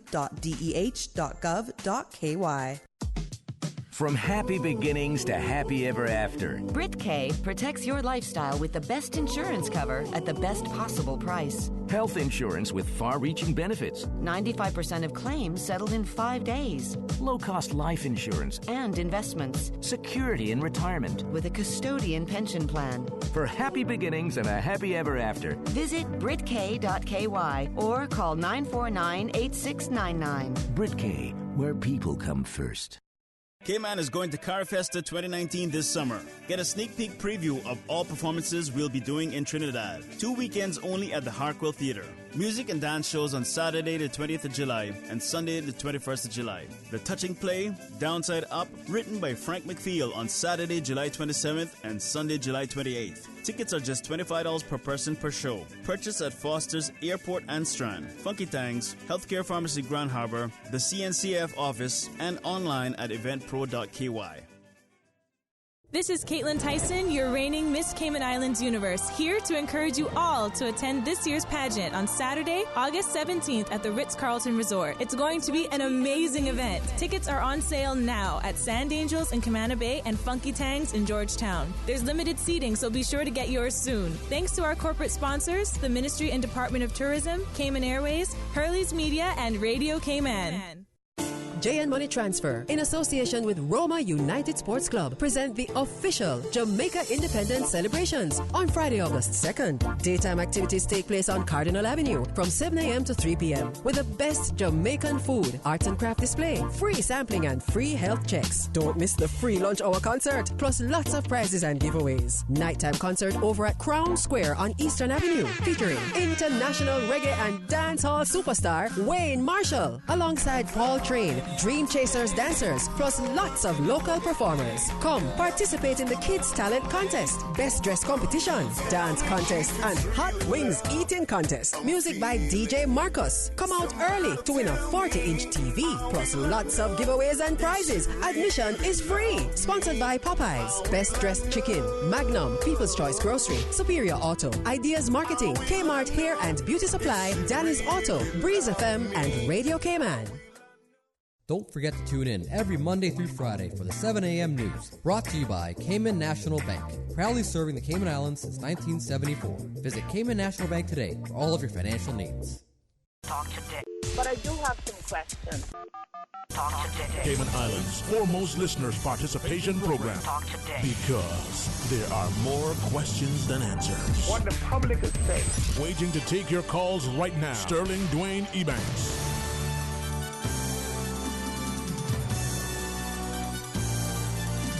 Hey, good afternoon and welcome back to Talk Today. We invite you to share your thoughts with us for many reasons, to see what you think of what's being shared, but equally to gauge your sentiments and to be able to invite and involve you so that we can invoke not just perhaps more of a, I don't know, what I would say, involved dialogue, but sometimes we're a little bit too silent and we're not quite sure. Kevin Creever together with Deandra Bachelor. I'm almost thinking... is that a show, The Bachelor? That's it's not like that at all. But you put some things on the table earlier, Kevin, that I think a lot of us, if not all of us, irrespective if we're an aspiring politician or an incumbent politician, whether we're a public policy critic or advocate, whether we're a teacher in a social studies class, or even sometimes as parents, having some conversations with our children, or even amongst ourselves as parents. The notion of education, the behavior, the expectations, the reward and sacrifice, the potential compensation for a job, the careers that we study. All of you shared seems to be interconnected. But I was interested, as we went to the break, you remember the questions on the table? Should we ask Ms. Deandra first to bring us up to speed? Kevin? Okay, let's bring Kevin. Go Kevin? Do you remember the questions? Do you remember where we're going to go with the next segment? Yeah, but I can understand where she's coming from, but I can also say that the predicament men are finding themselves in right now is trying to find that middle ground, because guess what? You've probably heard about the alpha males, right? You've heard about the alpha male theory. They're men that personify masculinity to an extent that it attracts females. Whether it's physical appearance, but it's a combination, but just really personify being male, and women find it attractive. Okay. Unfortunately, sometimes these are not nearly the men that would also have the aptitude for intellectualism. Okay, so you're telling me that I can't be muscular and smart? No, it is possible, but we're just saying, in a lot of instances, but what we're now finding is that in a lot of cases, the men who are also smart, the real intellectuals, they're sometimes void of some of these other attributes that women find attractive. Okay. Now, Deandra, I want you to weigh in, but before you do, there's a call to be we're going to go to the phone, so we put on headsets. Kevin, I'm sorry that this headset is going to probably, in Westfield language, dig up your hair, but put on it. All right, let's go to our phones. Welcome, good afternoon. You're on Talk Today. Good afternoon, Jay. Hey, my friend, how are you today? Good afternoon. Okay, good afternoon to you guests also. Hi, good afternoon. Yeah, well, my suggestion to people, whether it's a man or a woman, is to seek God, find God, know God's will for their lives, and choose to live that will, and to keep God first in their lives in all things that they do, Seek and ye all first, decisions huh? that and all decisions that they make. Thank you very much. Hey, thank you. Thank you for sharing. Yeah. So that notion of understanding your plan and purpose and being grounded, I think, is what I call it sharing. So I appreciate that. And we'll pick up on it. Now, we'll come to you, Mr. Andrew. Your responses and sentiments. Get a little closer. Hard extra right. Kevin, come on. No, that's okay. All right, Mr. Deandra. So Deandra and Kevin joined us, and the topic today, hopefully, will encourage more of us to talk more rationally and reasonably. But what do you think? More openly, right? And more openly, yes. Okay. I would probably use this opportunity to challenge if there are men listening to this program right now that would really challenge themselves to come out and be honest about it. Have you been in a situation before you actually felt marginalized? If you felt you were being humiliated or psychologically you were being abused, if you have the audacity or the strength, the courage to come forward now, even call the program and say, yes, look here, I know someone who has been through that situation. Because my presence here today is to really, more than anything else, to encourage men to come out and say, look here, the notion that people have that women have successfully bought the victim stigma, the victim title, to an extent where men don't even have access to it, honestly. Right. So, right? Kevin, do you think then that there's this marginalization, this thing that happening to men, is it being visited upon them by women or by men as well?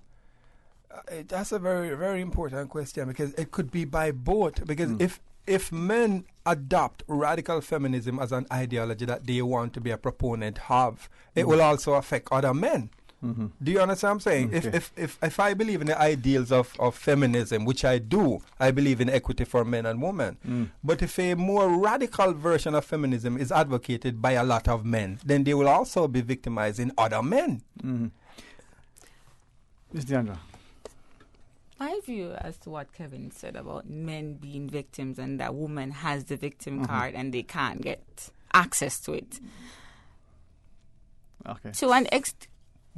Again, as you mentioned before, I'm not an expert, I'm not a psychologist. Right. However, being a member of the society and seeing what's going on out there are instances where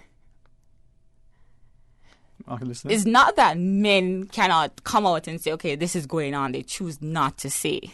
They choose to be silent about issues that are plaguing because they have this notion that men are always supposed to be strong. And women don't like a man that's weak. However, being a woman, and if your spouse, your brother, your child, your son comes to you and says, this is my situation, we have a heart. We can see. We love you for that.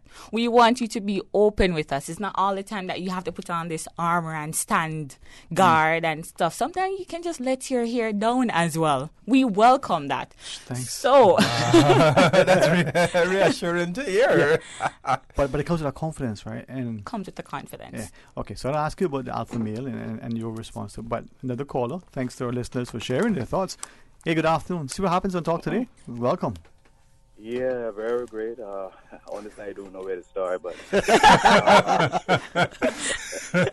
at the beginning, in the middle, in the middle, right? Yeah, man. And just a brief history of me. I wasn't raised by my mother, and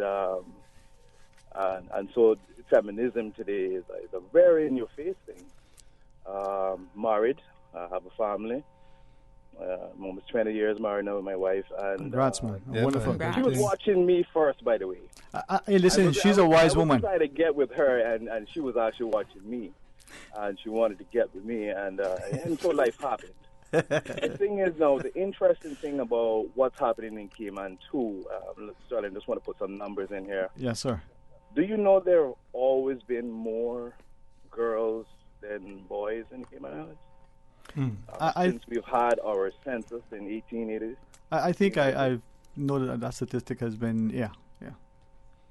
Yeah, so it seems that for me and my son now, in a what I would say a pack of lions or a pride of lions,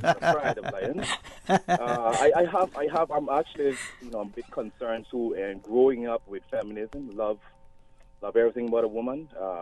We'll never go beyond that for anything else, and God has provided her, and I will serve, and I've served my family. But what's going to happen now with Sterling? You mentioned something 3 weeks ago. Mm-hmm. The guy is on the beach. There's 3 girls on the beach. Yep. How does he approach and not be offensive, macho? Offensive. Yeah. Can I just say hi and it'd be okay? And I wonder much about my little lion that I have to go in this. Right. Yeah. Keep it going, guys. Thanks very much, man, because it is a challenge. I mean, if you wish to respond to what he said, then I'll come back to the question. But I really appreciate this, and I hope people listening would start to see that there are a lot of serious issues. Forgive me. And it's the summer. Maybe the dads can spend more time with their children. I don't know. Kev? It's a very serious issue, and I'm going to tell you why. There are women that have actually spoken with, had conversations with, that genuinely are incapable of defining what role a man plays, period. I've even heard women saying the only thing they're here for is to impregnate us. There are women that genuinely do not know any other role. You think it's funny. They've said that many times. Okay, I hear you. So what role does a man play from the man's perspective? And I've actually heard psychologists saying that a man's role is also to help to define or to create an identity for his offsprings. And people don't know that little girls also emulate their fathers, not just little boys. That's where they get the identity from. So when the identity crisis starts to step in and people are starting to see what the consequences of not having a male to help to groom the child, that is the time we start devising some remedial strategies that are really, they're reactive. They're not proactive. All right. They're reactive. Before you come back to the role, Deandra, the role of, is there a role? What's that role? I mean, you had a big response. Let's say biblically, the role of a woman, as the Bible would say, is to be submissive to the man. But man love your bride as the child. Right, okay. Exactly. We all know those scriptures very well. However, society has moved way past that in the sense that women are not just sitting around anymore waiting to be fed. They're going out there and feeding themselves. What about Malason? I don't want to wait in the wing for exactly, we don't want to wait in the wing, right? I would agree with Kevin, however, what he said about the male being the identity of the household, right? I really do agree with that because children emulate both parents. A girl get the nurturing from her mother, but the identity is from the father. She knows what to look for in a spouse when she's ready. So got there, the son should actually emulate his dad to say, this is the way I saw my dad treating my mother. This is what is accepted. This is what is not accepted. Wow. Okay, so fair enough. But to Kevin's point, and if I can maybe sort of add what I think I'm hearing as well. If, let's go in a household that there's husband and wife, so they're married, they're children. Let's just say it's a boy and girl, and a puppy and a goldfish or whatever. And this is Leave It to Beaver all over again. But in the household, the husband feels, go back to Kevin's words, emasculated, because the wife is strong, independent. Maybe unconsciously she says and does things. He isn't feeling. Again, I'm just drawing inference from what he's saying. Validated. He isn't feeling like he's able to be a man. He's retreating. He's being says, well, she's married down in his mind, or what have you. That to you, Kevin, then would give a bad example to the daughter as well as to the son as to the future partner. How do we address that? Absolutely, because if the daughter is looking on and she's not seeing the type of male figure in her father that she finds to be exemplary, she doesn't know what it looks like when she sees it. Okay. So she goes on to become married or involved with somebody who, even if they have certain attributes that are commendable, she is incapable of identifying what the qualities are because she did not have a strong father figure to learn from. So how does that father respond strongly without being abusive? That he is, I don't want to say dominant, but he is assertive. He does whatever it is, but yet is nurturing. Okay, my point on this is basically goes back to personality. We're in the 21st century where it's good, it's open that we can talk about mental illness and where we are mentally. We have to realize that some persons are submissive while others are authoritative. Like, we want power, we need to stand, and often more than less, it's the women that are doing that. In an also like that, I would suggest a man to speak with his wife. You know, you each lay on the bed each night. It's not just for you to go in your corner in your head and to be like, okay, I'm not valid, I'm not appreciated, I just need to do this. And again, it goes back to dating. Do you think that this is a person that you can spend your life with? Do they emulate qualities that you are looking for in a partner? Can you live with this person? Can this person raise your child? Wow. Yeah, not as a comedian said, is this the person I want to share my children with every weekend? Exactly. Right. Sorry. Dating. Yeah. Okay. Initial stage. All right. So then this notion of two things. I want to come to the alpha male, but it's said sometimes that in every relationship, business, couples, one is strong and one is submissive or weak. Because if they're both the same thing, then they're going to not get hit. Is that necessary then, that in the man and the wife, the husband and wife, that one is a little more assertive and then the other one's a little bit more passive? Interestingly enough, if we should start to draw for statistics, a lot of what we're arguing about could be validated more easily with statistics. One of the things that we know for a fact in the Cayman Islands is that we have a really enormous divorce rate. I think you're cognizant of that. Look at some of the issues that we're grappling with as a society right now, and then I'm going to be showing you how it's connected. There's a correlation between the social implosion right now and this radical wave of feminism that's happening. We have recidivism where people are going in and out of the justice system, in and out of jail repeatedly. We have an education problem. We have a disciplinary problem where there's juvenile delinquency is a serious problem. Juvenile delinquency is so serious. The first time I acknowledged that there were actually real security guards assigned to a school, it broke my heart, right? And then when I did my research, I found out why it was actually necessary. Yeah? So we have another problem, which is a single parent problem. The single parent problem now, what I'm seeing, which is very, very worrying to me personally, is that it is becoming cultural. There are actually women that think it is an ideal thing. It is the way to go. It's normal.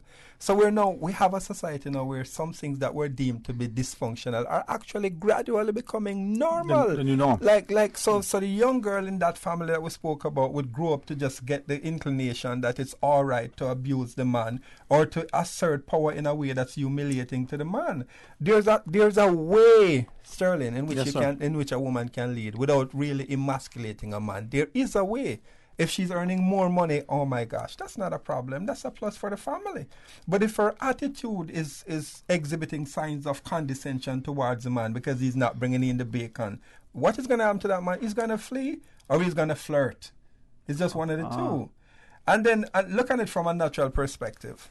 We know a turtle is hatched. Turtles lay the eggs in the sand, right? Right. For one of the reasons why they do it is because it's easier for the hatchlings to break their way out of the sun and come to the surface. When they come to the surface, they follow the light of the moon, right? And that is how they go to their destiny, which is the rest of their life. Certain things are they're just natural. It is natural for a man to assume that, my responsibility is to protect this family, provide for this family, protect the woman, care for the woman.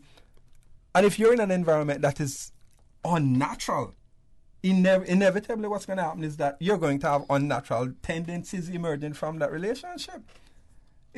Anything that's inherently that is not inherently natural is unnatural. So what we're finding is that men are struggling to fit into the role this is what I've seen. This is my personal opinion. I'm seeing where men are actually struggling to find their identity right now in society. They're struggling. And a lot of them, I believe, are retreating. They're thinking it's easier to have a child and to just go and to disappear than to try to make sense of what's happening. Try to make sense of the condescension. Try to make sense of the emasculation. So they're running. Look at our legislation, my friend. Look at this. If a woman communicates with a woman, if a man communicates with a woman in a way that's deemed to be an indictment on her integrity, it constitutes an offense. You know that. They say you're insulting the modesty of a woman, right, Sterling? But those laws, Kevin, has come. No, just allow me to expand on this. We know about that, right? Right. I actually want to expand. Can we don't lose your train of thought? We got a news break to take. Okay. So this is the challenge of balance. All right. So Kevin is going to enlighten us on the laws. Of course, DeAndre is going to respond very, very assertively. Put Kevin in his place. Notice what will DeAndre say? What will Kevin respond? When we come back, stay tuned for Talk Today. It's big, it's hot, and it's sizzling. Take 20% off all fabric at Superstitch. 3 days only. Thursday, July 25th, Friday, July 26th, and Saturday, July 27th. Fabric for dresses, fabric for skirts, fabric for blouses. Superstitch even has fabric to cover your chairs and your what's it not. No, me what's it not. It's the biggest fabric clearance of the year, so don't miss it. 20% off fabric. Superstitch, your one-stop household store at 39 Pasador Place, Smith Road. Still offering the best prices in town. Call 949-2833 or go to superstitch.com.ky. I just love the warm ocean air. Yeah? Your car doesn't. What you mean? Looks like salt air is eating your bump alive. Stop rust before it starts with Z-Bot Rust Protection from Vant Motors. The extreme heat, salt spray, and wet tropical weather can damage your vehicle and greatly decrease its value. But Z-Bot's patented formula protects your car's metal seams, joints, and other hidden areas. There's no better rust protection out there than Z-Bot. So book today and keep the rust away. Call or visit Vant Motors Body Shop on Walker's Road. Your only authorized Z-Bot service in Cayman is now available at Vant Motors. King Sports Center Art of Fun Summer Camp is back from July 2nd to August 2nd. Now in its 15th year, the Art of Fun Camp is ideal for kids ages 5 through 10 with activities from football, basketball, dodgeball, squash, rock climbing, arts and craft, dance, singing, and more. Your child can practice physical and social skills while having fun in a safe and secure environment. For more info, call 946-KING. Like King's Sports Center on Facebook, and you can also find them on Instagram or call 946-5464. King Sports Center, providing you with all your fitness, recreation, and relaxation needs. Register before May 31st and save 10% on camp registration. Hey, are those new glasses on Will? Yeah, we went to Optical Outlook. Wham, bam, easy exam. Finally, an exam he could pass. And we had the glasses the next day. Easiest part of our back-to-school shopping for sure. Book your child's eye exam today at Optical Outlook. Call 746-2020. Get half off a complete pair of glasses with any student's eye exam now until August 31st. Come see the difference with Optical Outlook, located in Caymanian Village. Headlines. With the latest headlines. Headlines. All the news when you want it. Tune in to Radio Cayman for hourly headlines of the day's top stories. One of Cayman's bright and shining young stars. Local, regional, international. Headlines. Turning to international news. Updates on the hour between 7 a.m. and 6 p.m. on weekdays. Radio Cayman News. Headlines. Your voice, your choice for today's biggest news. Radio Cayman. Headlines. Radio Cayman's newsroom. These are the biggest stories right now.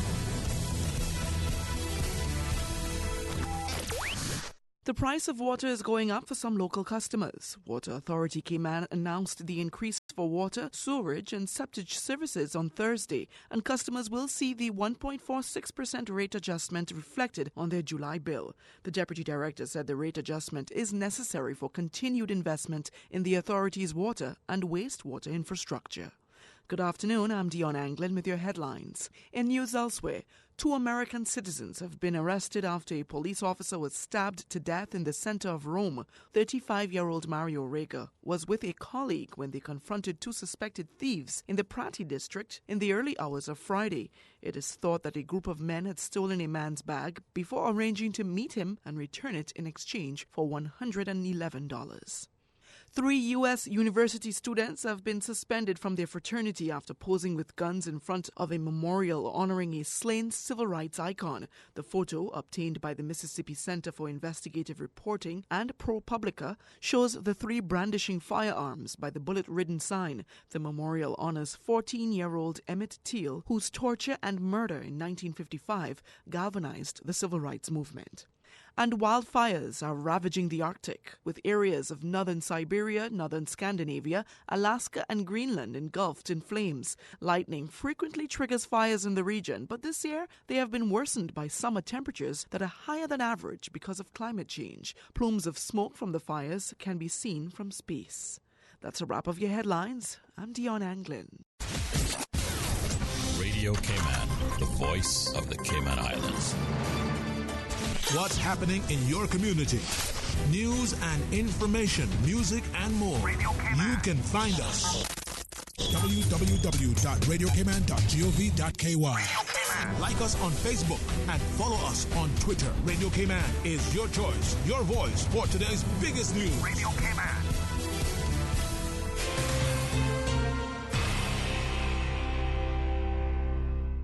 Talk today. But I do have some questions. Talk today. Cayman Islands' foremost listeners' participation program. Talk today. Because there are more questions than answers. What the public is saying. Waiting to take your calls right now. Sterling Dwayne Ebanks.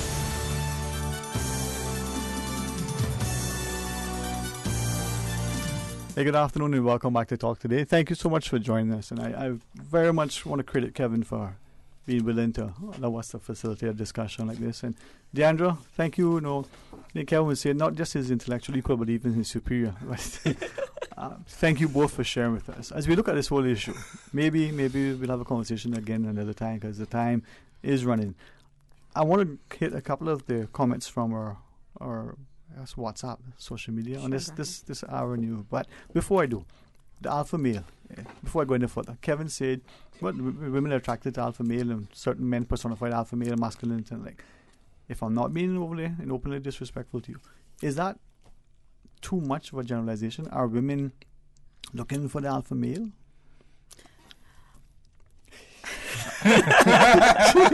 Don't look at me. Come on now. Thanks for the compliment.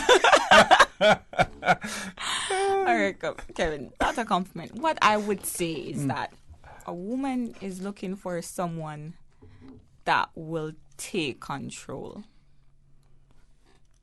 Be the man. You don't have to be an alpha, but be able to put your foot down when you say yes, you mean yes. When you say no, you mean no. Take control. Take some initiative. In everything and anything? In everything and in anything, right? Listen to her. It's not too much. I mean, that's a big thing. Listening. For a man to listen? Yes, and that's I find that very difficult for a man to listen. However, that's very key. And women don't ask for much, We really don't. Just everything. Occasionally, just everything. Okay. She want to ask us for one thing. Everything. Yes, exactly. Okay, so put his foot down and say yes when he means yes and no. When he means no. Okay, but how does that, taking control, use that word, how does that sometimes translate either into being interpreted or misinterpreted or even... It's not meant to be in a state where you're going to take control in the sense that you have to be abusive. I'm not talking about that. I'm talking about taking control in the sense that,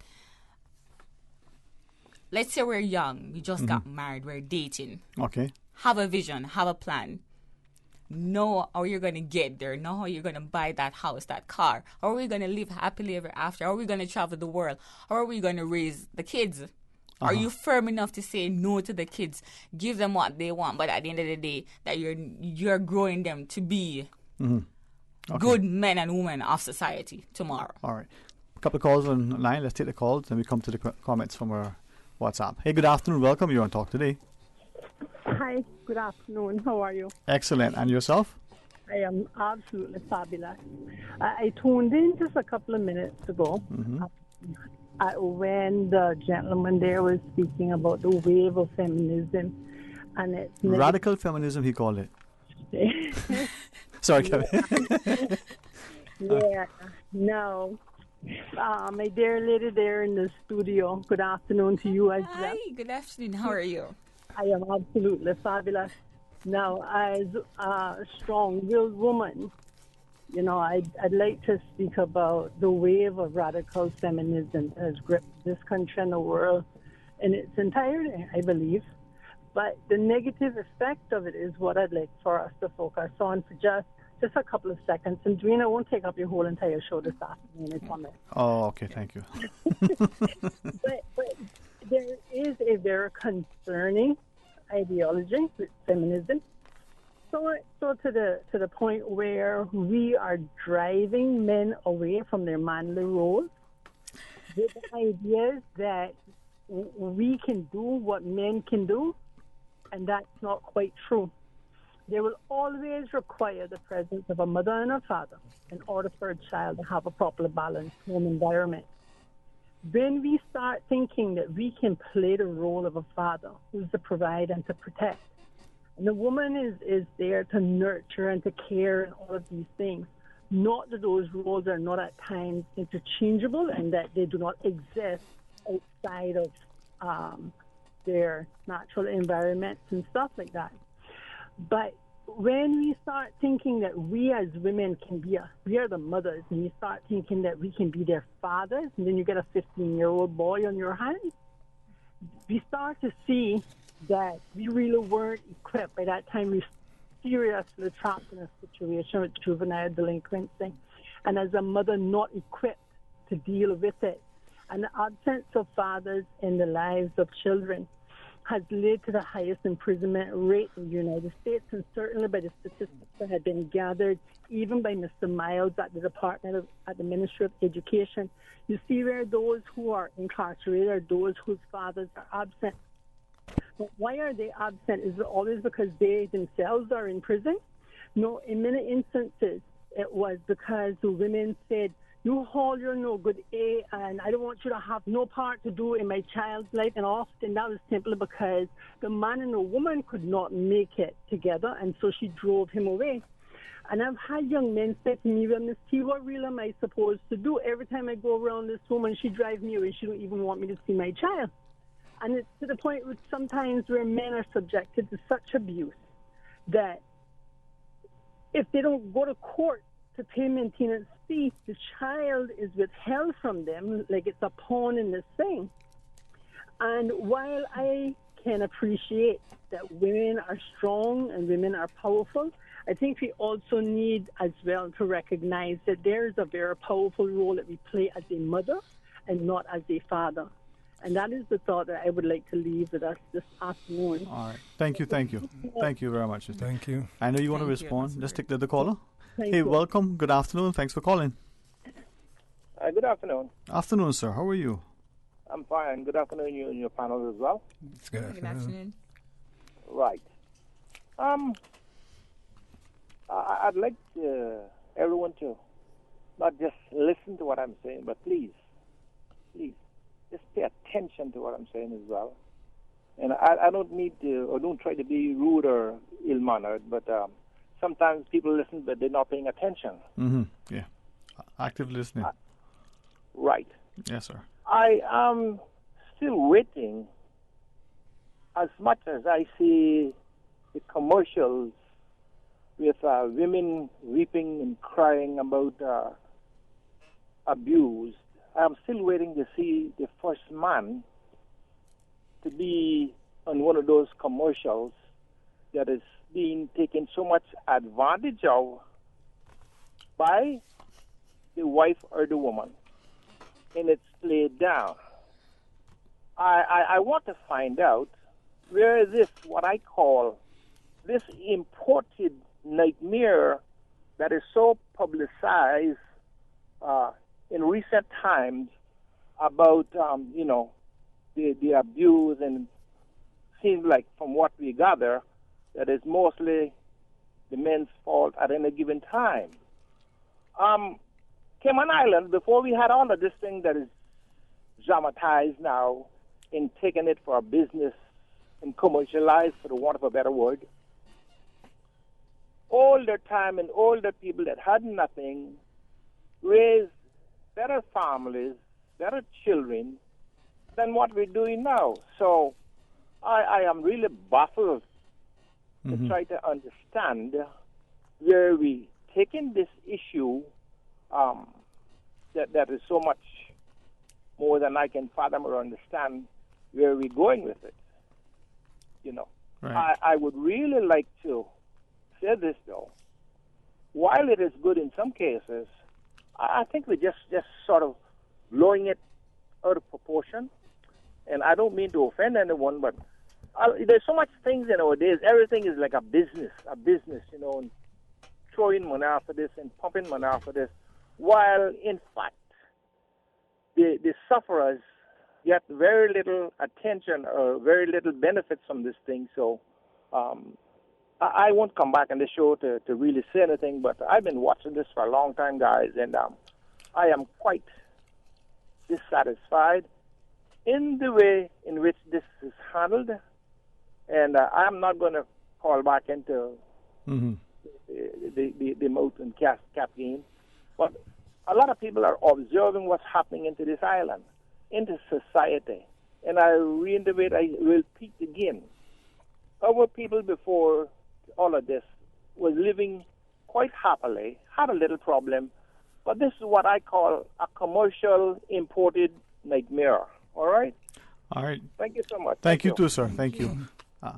Kevin, DeAndre, you guys want to respond? Absolutely agree with what he's saying. This is not indigenous to our culture at all. This is an important, is an imported ideology. He's absolutely right. And we're actually focusing on where it's having a negative impact on our society. Society is imploding, We don't want to be frank about it, but the society is imploding. When you have so many men incarcerated, you have so many young boys who are not properly educated. We've seen it in the newspaper. We're not speculating anything. The news tells us clearly there's a problem with education, there's a problem with recidivism, there's a problem with juvenile delinquency, there's a problem with single parent homes, there's a problem now with mental health, and we're not connecting this in any way to the fact that there's so much dysfunctionality in the families and the households. It's unreal. It's hypocritical almost to be saying that all these things are occurring independent of the male leadership crisis. There's a leadership crisis. Look what the lady said before. She knows firsthand that when you have that teenager in your home as a woman leading your family, it's a different argument that you're going to be coming to the table with than when you don't have that. She knows when you have a juvenile delinquent to deal with who has identity issues, who doesn't know what a man's supposed to do for a woman, how a man is supposed to treat a woman and lead his family, and then he starts his own family. Then there's just this, this perpetual cycle of low fathering, lack of fathering. Right. It just goes on and on and on. Deandra? I'm going to agree with both callers, especially caller number one. There are really good fathers out there. I'm not going to disclaim that at all. And we have women out there as well that know that these people are good fathers. However, because they don't feel like they've gotten their way, they did not get that ring, that person is no longer in their life, they felt like they did them injustice in some way or another, they use kids as a weapon to destroy that person. And wherever kids are put in the middle of both persons, tug and war, someone's going to come out at a disadvantage. And oftentimes it's actually the child. The second caller, going way back when, yes, society was wonderful. Back in the 60s and the 70s, we had parents that know the role that, this is a man, this is a woman. However, times has changed. We're now in the 21st century, actually, and we have social media. We're now seeing the world at our fingertips. And we want to be first world. We are in a third world country. However, we are seeing everything that the first world is doing. America divorce rate is like every day, tens and thousands of people get divorced. And it's a norm. It's nothing. The whole soul is broken. It's nothing as well. However, we see that and we see them living this life that we think that we need. So we start emulating. And this is causing the dysfunction in our society because we're not in that position to handle all of those negative impacts of emulating what those countries are doing. So, all right. So a number of comments earlier. Kevin Creevy and DeAndre Batchelor join us.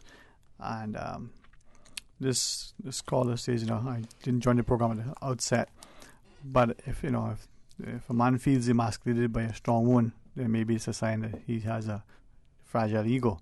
His ego is just fragile, right? And this concept of emasculated, what does that even mean? There's other one types, is the idea of masculinity just means superior to women. Now, another comment says the reason you don't see much abuse, the reason you don't see much about male abuse is partially because of the idea of masculinity, and they get made fun of for getting abused by a girl. Anybody want to respond to that? I surely would love to, because the person was saying that if you're feeling intimidated by a woman, it means that you're weak in some way. But that person probably doesn't even know. Well, they probably don't know a lot of what's happening on this island, and I'm going to be audacious enough to outline some of what's happening. The immigration structure, we're an expat. This is just an example I'm giving you of what kind of abuse we're talking about. There's a structure where an expat becomes involved with an indigenous Caymanian, they get married. There are women that actually understand the system enough to know that from point A to point B, I can be as abusive as I want to be. I can be as disloyal as I want to be, as in some cases even as promiscuous as I want to be between year 1 to year 7, and this person cannot do anything about it. So I am not here talking because I've just heard about. I'm in touch with people who are actually telling me there are men that actually bring their salaries in and give to women. How many people know that? You can't spend a cent until a woman gets it in her hand. There are men who can't even ask, where are you going this evening? But I hear you with the immigration, but isn't that even sometimes the two people who are same nationality in the same citizenship situation, but the woman is perceived or is known to be the financial guru, so she controls that. That's why. Okay. Right, that's why. So let's look at the statistics now, because one of the things that a lot of people don't know is that there are many women right now that are professional and are successful, but they are single. And a lot of them did not choose to be single, but what they're not conceding is that many of them are not humble enough to understand how to actually bring in the bacon without putting the man on the step.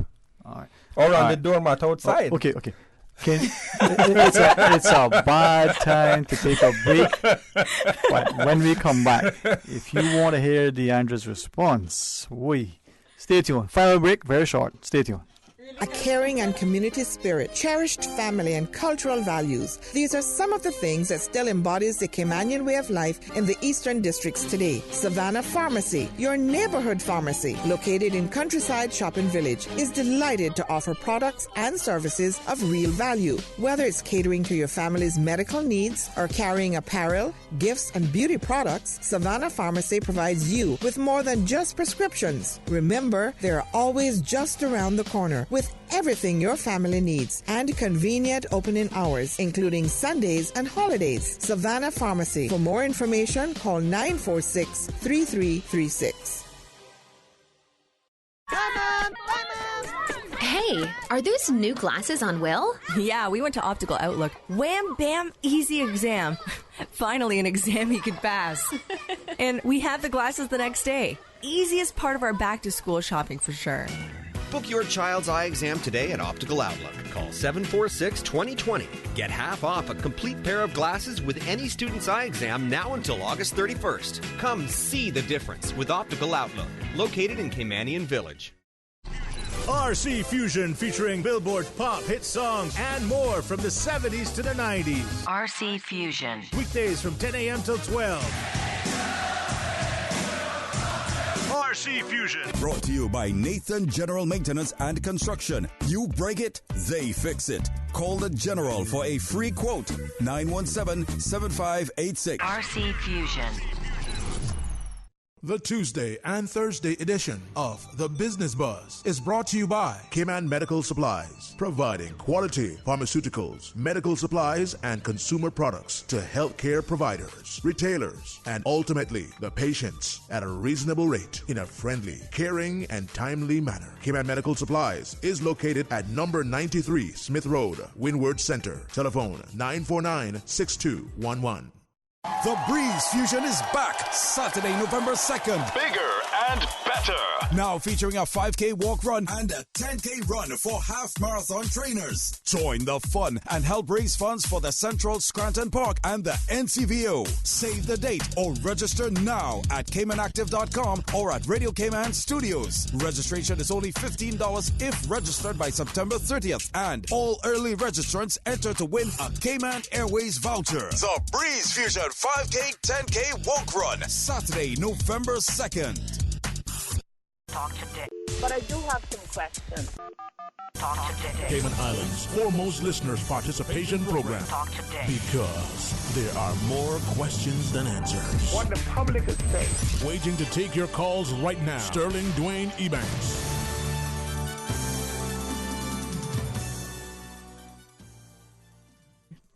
And thank you so much for joining us as we have a few minutes more of what I hope has not just only been provocative, but will evoke within you certain sentiments. Kevin Creary and DeAndre Batchelor sits with us. And thanks for having the courage and the conviction, and hopefully through this passion we'll be able to see that there's much to be discussed. Now, I certainly want to hear from you, but there's another caller. Welcome. Good afternoon. You're on Talk Today. Yes, good afternoon. Good afternoon. Welcome. Thank you. All I want to say is that the Bible tells us that the man is the head of the household. And it also tells us that a woman should be subject unto her husband. And until we get back to the basics of the Bible, we are not going to have a good society. How do we get back there? Have we gone so far that there's no turning back? No. There's always room to come back. Okay. But we have to start somewhere. But what's happening is that we as Caymanians have allowed so many things to come in and influence us, rather than us stick to our own way of life. We have allowed so many things to come in and influence us. We need to get back, because what is happening? The homes are suffering. The children are suffering.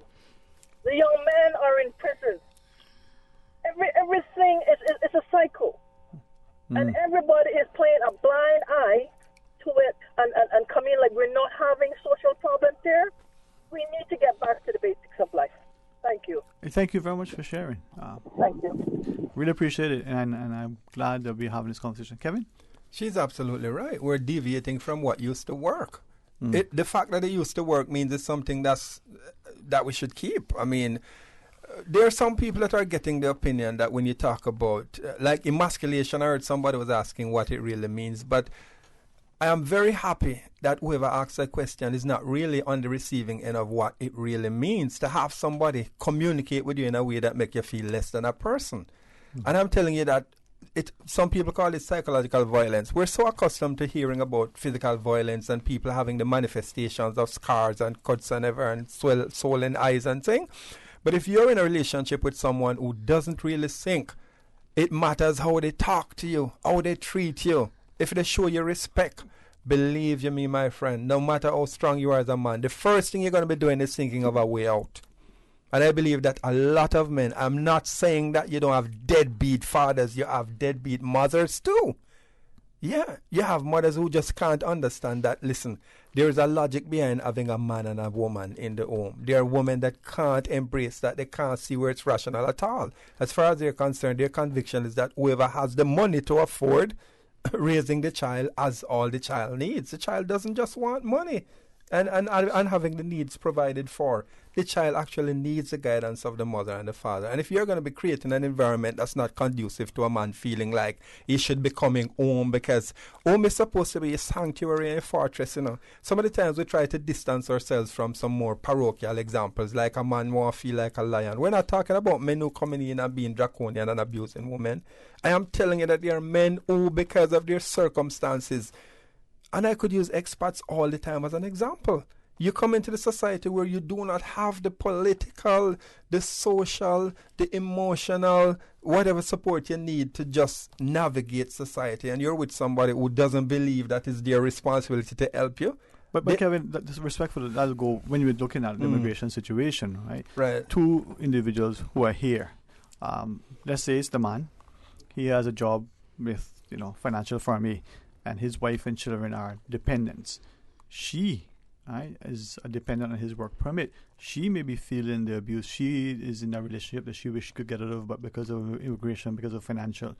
Even the Caymanian and the non-Caymanian, but even the two foreign nationals who are here subject to immigration controls, she could be feeling that same level of abuse, psychological, physical, emotional, financial, and the like. We're thinking it goes both ways, but we're just saying because the dynamics have changed so much, the paradigm shift that now has women in the lead is creating some side effects that we just can't shy away from, because men are now suffering from economic abuse.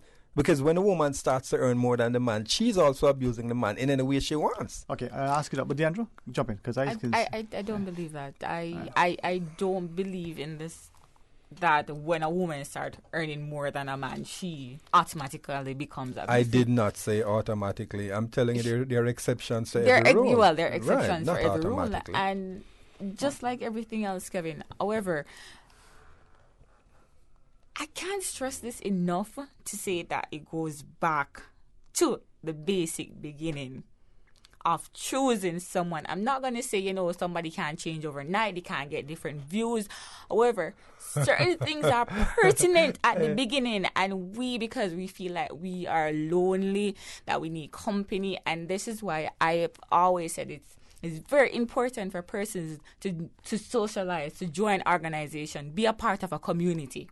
Right? So when you go out there to meet that person, you're not going to just jump into a relationship because you think you're lonely and you need somebody with you.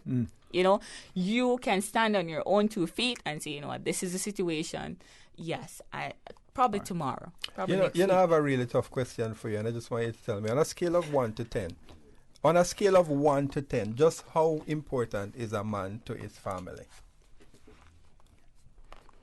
Good question, Kevin. Thank you for that question. From 1 to 10, I'm going to say 10. 11. Okay. Or 12. or 100, Kevin, because I'm not disclaiming the fact that the male is very important. I know the male is very important to the society. However, as males, you guys have to come together, form some organization. There are tons of organizations out there for women to say, okay, then you know what? We need to regroup, we need to recuperate, we need to go for education, we need to go for this. How about starting stuff like that for men? But let me ask a question, or actually two. This idea, once that we believe existed, and I want to know if it still exists, if it doesn't, that the man showed his prowess by having multiple children. So 4 children by this woman, 15 children by that woman, 20 by that woman, or whatever the deal is, right? So he has a whole pile of children everywhere. Is that still a marker as to his manliness? I don't think it ever was. I mean, even the people that think that was at any time one of the indications of a man having masculine prowess, that was a misunderstanding. It never was. It never was. Because that is a concept. Never was. It never was. Never was. As a matter of fact, I'll tell you. I honestly believe that mentality came from slavery. I honestly believe the mentality came from the time when men were being used as studs just to impregnate women in the days of slavery. To make more slaves. Just to make more slaves. Exactly. Okay. Especially, So they move from one plantation to the other. Yeah, so you don't think that, and I'll speak just to the Caribbean culture, you don't think that's still a mindset that some men in the Caribbean have to say, well, I'm a man because I got 10 children, 2 here, 4 there, 6 there, whatever. No. It would be unreasonable for us to believe that the past doesn't impact the future. Okay. Yeah. Well, let me ask then a similar question. The notion that we have some women who are the breadwinners, they have the professional qualifications, they're making a lot of money. How disparaging can I be? So they pick up with some guy, family and friends, look at that, no good, no use, whatever. He's driving up and down every day with her car, don't strike a lick. So he's doing nothing, and she's supporting him, and whatever the phrase is. Is that happening in our society? And if so, how do we account for it? What do we do about it? The woman's perspective. I see this a lot in our society, not just our society, but whenever we travel, we go to other countries, we see it happening, right? And I personally believe it comes to a point where this woman is saying, okay, I'm earning all of this, I'm lonely. I need somebody. So she allows this man to come into her life, and she says, here's my phone, here's my car, here's my house, take full control. However, what does he do with that control? They become complacent, it becomes lazy. It doesn't take it and to say, let me stand up, let me help in somewhere or another. And it goes back to the old structure of a man not being in the household prior. So he feels like this is his mother and she's supposed to take care of him. So while she's out working, making more money, he's taking the car, entertaining other women. Entertaining other women. So she becomes a mother to him again. Okay, so can I be, if this would be rude, she fooling? So what does she do if that is the case? I mean, Kevin, I want your perspective, but for a woman... That is a very interesting perspective that you're sharing right now, and I'll tell you why I think that. As odd as this sounds, that is actually a symbiotic relationship. They're both deriving something from it. They're women who actually feel empowered to know that they're controlling a man enough to provide for him. It complements some women to think that... How is that? Yeah. I've never met a woman that thinks that. Okay, you know what? I've heard it said before. There's a truth stranger than fiction, right? And I'm telling you that there's some women who actually feel complimented to know that they're providing for a man, and they own that person. That is what you're not looking at. They actually own that person. When they pull that rug from under the person, you know what happens? They got nothing. I don't see that women out there that think they need a person to own. Please speak up if you're out there. What's that song? See boobs? Yes. If you're out there, please speak. All right. And this is fascinating. So maybe we'll have another round of discussions going forward. All right. I appreciate Mr. Fox giving us an extra time, but he has someone to account to. All right. Okay. We're going to have closing thoughts. With the greatest respect, Kevin, I'll start with you first, and then Deandra. Thoughts on today's discussion? Thoughts on the perspective going forward? Well, Kevin? first of all, I believe there needs to be a really serious effort for men to come together, men and women, because the resolve will not happen without women. I honestly think that women are so powerful that any ambition to find the unification of the family background that we've lost has to include women in the driving seat. But there has to be a national discussion about the disparity between men and women, because it's breaking down the family structure. And it's filling up the prisons, and it's causing recidivism, and it's breaking down a lot of the morals that society had that we used to hold dear. We need to have this public forum where disparity between men and women has to be addressed. All right. Okay. So it's no hidden secret that women are now taking full control, stepping up to the plate, right? However, if if the man wants a woman to relinquish that power, then be the person that she wishes to relinquish that power to, right? Be able to take control. We need to see stronger men in our society. We need to see organization that pulls together so that these men can emulate something from them going out into society. So Kevin doesn't have to sit here and to say, men are being emasculated and women are driving force and all of that stuff. We welcome change. We like to see change. We have always know that our role is to nurture and to build a society. We have no problem doing that. Even we feel like we have 100 hands to do everything. However, all I'm saying is just be the man that we want you guys to be. Be able to take control, be able to take power. All right. So that we're not emasculating you. So we can relinquish the power that we have taken back to you. Dwayne, I know you gave me the last, but I tell you this.